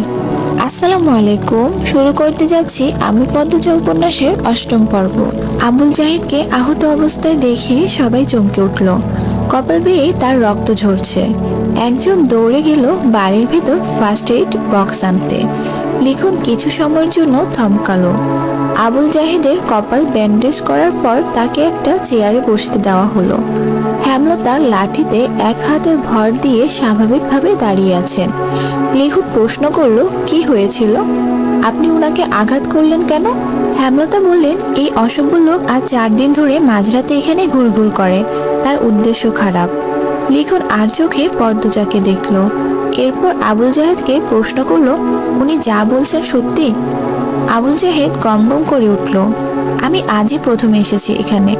ঘুম আসছে না, তাই হাঁটতে হাঁটতে এদিক চলে এসেছি। হুট করেই উনি আক্রমণ করে বসলো। হেমলতা প্রতিবাদ করেন দৃঢ় সুরে, মিথ্যে বলবেন না একদম। আবুল জাহেদ কিছুতেই তার উদ্দেশ্য স্বীকার করল না। তর্কে তর্কে ভোরের আলো ফুটলো। হেমলতা কঠিন সুরে জানিয়ে দিয়েছেন আজই এই বাড়ি ছাড়তে হবে। হেমলতার সিদ্ধান্ত শুনে দলটির মধ্যে আতঙ্ক ছড়িয়ে পড়ল। তীরে এসে নৌকা ডুবতে কিভাবে দেওয়া যায়? সিনেমার শেষ অংশটুকু বাকি, শর্ত অনুযায়ী আরো 10 দিন আছে। দলের একজন বয়স্ক অভিনেতা এই সিদ্ধান্তে প্রতিবাদ করলেন। হেমলতা জবাব দিলেন, আমার 3টা মেয়ের নিরাপত্তা দিতে পারবেন? একটা পুরুষ মানুষ রাতের আধারে যুবতী মেয়েদের ঘরে পাশ দিয়ে ঘুরঘুর করবে কেন? কিসের ভিত্তিতে? হেমলতা সবাইকে এড়িয়ে লাহারে ঘরে ঢুকেন। ঈদের সাথে তর্ক করে শুধু সময় নষ্ট হবে। আবুল জাহেদের দ্রুত চাহনি তার নজরে এসেছে বারংবার। প্রথম রাতে পায়ের আওয়াজ শুনে চিনতে পারেননি। এরপর দিন সন্দেহ তালিকায় থাকা 4-5 জনকে অনুসরণ করেন তিনি, নিশ্চিত হন। রাতে কি লাহারি ঘরের পাশে হেঁটেছিল? লাহারি ঘরের ডান পাশে তুষের স্তূপ, পলিথিন কাগজ দিয়ে ঢাকা। অসাবধান বশে আবুল জাহেদের কাদামাখা জুতা তুষার স্তূপে পড়ে, ফলে জুতার তুষ লেগে যায়। এরপর দিন হেমলতা বাড়ির বারান্দায় জুতা জোড়া দেখতে পান। তুষ বাড়ির আর কোথাও নেই। তিনি ব্যস্ত হয়ে তুষের স্তূপের কাছে এসে দেখেন এক জোড়া জুতার চাপ। সেই জুতা যখন আবুল জাহেদ পরল, তিনি পুরোপুরিভাবে নিশ্চিত হন। শুটিং দলটার মধ্যে একটা হাহাকার লেগে গেল। বেশ কিছুক্ষণ নিজেদের মধ্যে আলোচনা চলল। এরপর সবাই মোর্শেদকে ধরল। বিনিময়ে তারা আরও টাকা দিতে রাজি। হেমলতার ধমকের ভারে তখন চুপ হয়ে গেল। টাকার কথা শুনে মোর্শেদের চোখ দুটি জলজল করে উঠল। ঘরে এসে হেমলতার সাথে তুমুল ঝগড়া লাগিয়ে দিলেন। হেমলতা কিছুতেই রাজি হননি। শেষ অবধি তিনি নিজের সিদ্ধান্তে অনড় থাকতে পারলেন না। দলের কিছু ভালো মানুষের অনুরোধ ফেলতে গিয়ে তিনি অস্বস্তি বোধ করেছিলেন। 10 দিনের বদলে 5 দিনের সময় দেন। হেমলতা স্বস্তির নিঃশ্বাস ফেললেন। ভাগ্যিস কোনো ঘটনা ঘটার আগে ব্যাপারটা খোলাসা হয়েছে। বেশ গরম পড়েছে আজ। মুন্নাকে পাশে নিয়ে পদ্মজা পাটিতে বসে আছে। মনোযোগ দিয়ে মুন্নাকে শিখাচ্ছে কাকে কি ডাকতে হবে। আমায় ডাকবি বড় আপা, পূর্ণাকে ছোট আপা, আর প্রেমা তো তোর সমান, তাই প্রেমাকে প্রেমা ডাকবি। দুজন মিলেমিশে থাকবি, বুঝছিস? বুঝছি। আম্মাকে তুইও আম্মা ডাকবি। আমাদের আম্মা আব্বা আজ থেকে তোরও আম্মা আব্বা, বুঝছিস? মুন্না বিজ্ঞসুরে হয়ে বলল, বুঝছি। হেমলতা রান্না রেখে উঠে আসেন। মুন্নাকে বলেন, শুদ্ধ ভাষায় কথা বলবি, তোর পদ্ম আপা যেভাবে বলে। কই আমনে? পদ্মজা বলল, কই আমনে না, বল আচ্ছা বলবো। মুন্না বাধ্যর মতো হেসে বলে, আচ্ছা বলবো। হেমলতা হেসে চলে যান। পূর্ণা রুম থেকে মুন্নাকে ডাকলো, মুন্না রে। ছোট আপা। পদ্মজা মুন্নার গালে আলতো করে থাপ্পড় দিয়ে বলল, বল জি ছোট আপা। মুন্না পদ্মজার মতো করেই বলল, জি ছোট আপা। পদ্মজা হাসলো। পূর্ণা মৃদু সুরে বলল, তোর নাম পাল্টাতে হবে, আমি তোর নতুন নাম রেখেছি। কেন নাম পাল্টাইতাম কেন? পদ্মজা কিছু বলার আগে মুন্না প্রশ্ন করলো, আচ্ছা এই কথাটা কেমনে কইতাম? পদ্মজা হেসে কপাল চাপড়ে, এই ছেলে তো আঞ্চলিক ভাষায় বুধ হয়ে আছে। পূর্ণা বলল, তুই এখন আমাদের ভাই, আমাদের নামের সাথে মিলিয়ে তোর নাম রাখা উচিত। কি উচিত না? মুন্না দাঁত কিলিয়ে হেসে সায় দিল, এই জন্যই তোর নাম পাল্টাতে হবে। আজ থেকে তোর নাম প্রান্ত মোড়ল। সবাইকে বলবি এটা, মনে থাকবে? মনে রাখাম। বল আচ্ছা মনে রাখবো। আচ্ছা মনে রাখবো। দুপুর গড়াতেই হাজেরা আসলো। সাথে নিয়ে এসেছে বানোয়াট গল্প আর বিলাপ। ইশারা ইঙ্গিতে সে লাউ চাইছে। মোর্শেদ গতকাল সব লাউ বাজারে তুলেছেন। গাছে আর একটা লাউ আছে। ঘরে চিংড়ি মাছ আছে। প্রান্ত লাউ দিয়ে চিংড়ি খাবে বলে ইচ্ছে প্রকাশ করেছে। হেমলতা হাসি মুখে শেষ লাউটা নিয়ে এসেছেন। এখন আবার হাজেরাও চায়। কেউ কিছু চাইলে হাতে থাকা সত্ত্বেও হেমলতা ফিরিয়ে দেন না। আজও দিলেন না। তিনি হাজেরাকে হাসি মুখে লাউ দিলেন। হাজেরা সন্তুষ্টি প্রকাশ করে চলে গেল। পদ্মজা মায়ের দিকে অসহায় চোখে তাকায়। প্রান্ত এই বাড়িতে সে প্রথম যা চাইল তাই পেল না। মনের উপর নেতিবাচক প্রভাব পড়বে না তো? হেমলতা পদ্মজার দৃষ্টি বুঝেও কিছু বললেন না। প্রান্তকে ডেকে কোলে বসান। ছেলেটাকে দেখতে বেশ লাগছে। দুপুরে তিনি গোসল করিয়েছেন। মনে হয়েছে কোনো ময়লার স্তূপ পরিষ্কার করা হচ্ছে। জন্মদাতার মৃত্যু প্রান্তের উপর বিন্দুমাত্র প্রভাব ফেলল না। এই জন্যই কেউই অবাক হয়নি। বাপ ছেলের শুধু রাতেই একসাথে থাকা হতো। অনেক রাত প্রান্ত একা থেকেছে। এইটুকু ছেলে কত রাত ভয় নিয়ে কাটিয়েছে। হেমলতা আদরের কণ্ঠে বললেন, একটা গল্প শোনাবো, শুনবি? শোনাও। পদ্মজা প্রান্তের ভাষা ভুল ধরিয়ে দিল। শোনাও না, বল, শোনাও আম্মা। প্রান্ত মাথা কাত করে, এরপর হেমলতাকে বলল, শোনাও আম্মা। আম্মা ডাকটা শুনে হেমলতার বুক বিশুদ্ধ ভালো লাগায় ছেয়ে গেল। তিনি কণ্ঠে ভালোবাসা ঢেলে বললেন, আমাদের একদিন মরতে হবে, জানিস তো? হ। জান্নাত জাহান্নামের কথা কখনো শুনেছিস? কেউ বলেছে? প্রান্ত মাথা দুই পাশে নাড়ালো। কেউ শোনায়নি। হেমলতা এমনটা সন্দেহ করেছিলেন। প্রান্ত এই সম্পর্কে জানে না। তিনি ধৈর্য নিয়ে সুন্দর করে জান্নাত জাহান্নামের বর্ণনা দিলেন। জান্নাতের বর্ণনা শুনে প্রান্তের চোখ দুটি জ্বলজ্বল করে উঠল। প্রশ্ন করল হাজারটা। হেমলতাকে জানায় সে জান্নাতে যেতে চায়, জাহান্নামে যেতে চায় না। হেমলতা বলেন, আচ্ছা এখন গল্পটা বলি, মন দিয়ে শুনবি। প্রান্ত মাথা কাত করে হ্যাঁ সূচক সম্মতি দিল। হেমলতা বলতে শুরু করেন, একজন মহিলা একা থাকতো বাড়িতে। না, দুটি ছেলে মেয়েও আছে। খুব ছোট ছোট, খুব অভাব তাদের। ছোট একটা জায়গায় মাটির ঘর। ঘরের সামনে শখ করে একটা লাউ চারা লাগায়। লাউ গাছ বড় হয়, লাউ পাতা হয় অনেক। লাউ পাতা দিয়ে দিন চলে তার। কখনো সিদ্ধ করে খায়, নুন মরিচ পেলে শাক রেঁধে খায়। তো একদিন একজন ভিক্ষুক মহিলা আসলো। ভিক্ষুক মহিলাটা খায় না 2 দিন ধরে। লাউ গাছে লাউ পাতা দেখে খেতে ইচ্ছে করে। লাউ গাছের মালিক যে মহিলাটি, তাকে ভিক্ষুক বলে লাউ পাতা দিতে, রেখে খাবে। খুব অনুনয় করে বলে। মহিলাটি মায়া হয়। ভিক্ষুক মহিলাকে কথা শোনাতে শোনাতে কয়েকটা লাউ পাতা ছিঁড়ে দেয়। তার কয়েকদিন পর লাউ গাছের মালিক যিনি, তিনি মারা গেলেন। গ্রামবাসী সহ মসজিদের ইমাম মিলে দাফন করেন। বুঝছিস তো প্রান্ত? হ। প্রান্ত মনোযোগ দিয়ে শুনছে। সে খুবই মনোযোগী শ্রোতা। হেমলতা বাকিটা শুরু করলেন। গ্রামের ইমাম একদিন স্বপ্ন দেখেন যে মহিলাটাকে তিনি দাফন করেছেন তার চারপাশে আগুন দাউ দাউ করে জ্বলছে, কিন্তু তার গায়ে আজ অবধি লাগছে না। মহিলাটাকে ঘিরে রেখেছে লাউ পাতা, যার কারণে আগুন ছুঁতে পারছে না। ওই যে তিনি একজন ভিক্ষুকে নিজের একবেলা খাবারের লাউ পাতা দান করেছিলেন, সেই লাউ পাতা তাকে কবরের শাস্তি থেকে বাঁচাচ্ছে। জাহান্নাম থেকে বাঁচতে আমাদের অনেক ইবাদত করা উচিত, কাউকে ফিরিয়ে দেওয়া উচিত না। বোঝা গেছে? হ, বুঝছি। আমি দান করাম। করবি, অনেক বড় হবি জীবনে, আর অনেক দান খয়রাত করবি। আচ্ছা প্রান্ত, এখন যদি কোনো অভাবে এসে বলে তোর লাউটা দিতে, তুই কি করবি? প্রান্ত গম্ভীর হয়ে ভাবে, এরপর বলল, দিয়া দিয়াম। একটু আগে একজন মহিলা আসছিল না, দেখছিস তো? হ, দেখছি। সে খুব গরিব, বাড়িতে বাচ্চা আছে ছোট। এসে বলল লাউ দিতে, তাই তোর লাউটা দিয়ে দিয়েছি। এই জন্য কি এখন তোর মন খারাপ হবে? লাউটা তুমি দিয়ে দিছ, তাইলে তোমারে আগুন থেকে বাঁচাইবো লাউটা। লাউটা আমি দিলেও তোর জন্য ছিল। তুই এখন খুশি মনে মেনে নিলে লাউটা তোকে আগুন থেকে বাঁচাবে। হেমলতার কথা প্রান্ত খুশি হয় খুব। পরপরই খুব গম্ভীর করে প্রশ্ন করলো, একটা লাউ কেমনে বাঁচাইবো আমারে? প্রান্তর নিষ্পাপ কণ্ঠের প্রশ্নটা শুনে হেমলতা পদ্মজা পূর্ণা হেসে উঠল। পদ্মজা বলল, কয়টা পাতা অনেকগুলো হয়ে মহিলাটাকে বাঁচিয়েছিল, ঠিক তেমনি একটা লাউ অনেকগুলো হয়ে তোকে বাঁচাবে। প্রান্ত একটার পর একটা প্রশ্ন করেই যাচ্ছে। হেমলতা হেসে হেসে উত্তর দিচ্ছেন। পদ্মজার হুট করেই প্রান্তের থেকে চোখ সরে হেমলতার উপর পড়ে। মা হাসলে সন্তানদের বুকে যে আনন্দের ঢেউ ওঠে তা কি জানেন? পদ্মজার আদর্শ তার মা। সে তার মায়ের মতো হতে চায়। 5 দিন শেষ। শুটিং দলের মধ্যে খুব ব্যস্ততা, সবকিছু গোছানো হচ্ছে। 5 দিনে তাড়াহুড়া করে শুট শেষ করা হয়েছে। লিখন উঠানে চেয়ার নিয়ে বসে আছে। চিত্রা এসে তার পাশে বসলো। কাশির মতো শব্দ করলো লিখনের মনোযোগ পেতে। লিখন তাকালো, স্নানু মুখে প্রশ্ন করলো, সব গোছানো শেষ? শেষ। তুমি তো কিছুই গোছাওনি। বিকেলে রওনা দেব। আমার আর কি আছে গোছানোর?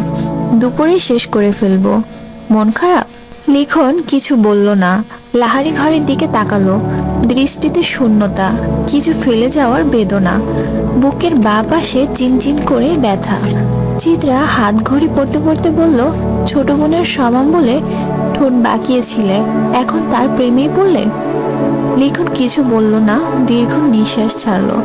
চিত্রা বলল, পদ্মজা কিন্তু অনেক বড়ই, আগামী মাসে ওর 17 হবে শুনেছি। এই গ্রামে 17 বছরের বয়সী অবিবাহিত মেয়ে হাতে গোনা কয়টা? পদ্মজার শ্রেণীর বেশিরভাগ মেয়ে বিবাহিত, আর খুব কম পড়ে। চিত্রার কথা অগ্রাহ্য করে লিখন বলল, তোমার বিয়েটা কবে হচ্ছে? বছরের শেষ দিকে, সব ঠিকঠাক থাকলে আর ভগবান চাইলে। কিছুক্ষণের মধ্যে সবাই ঢাকা রওনা দিবে।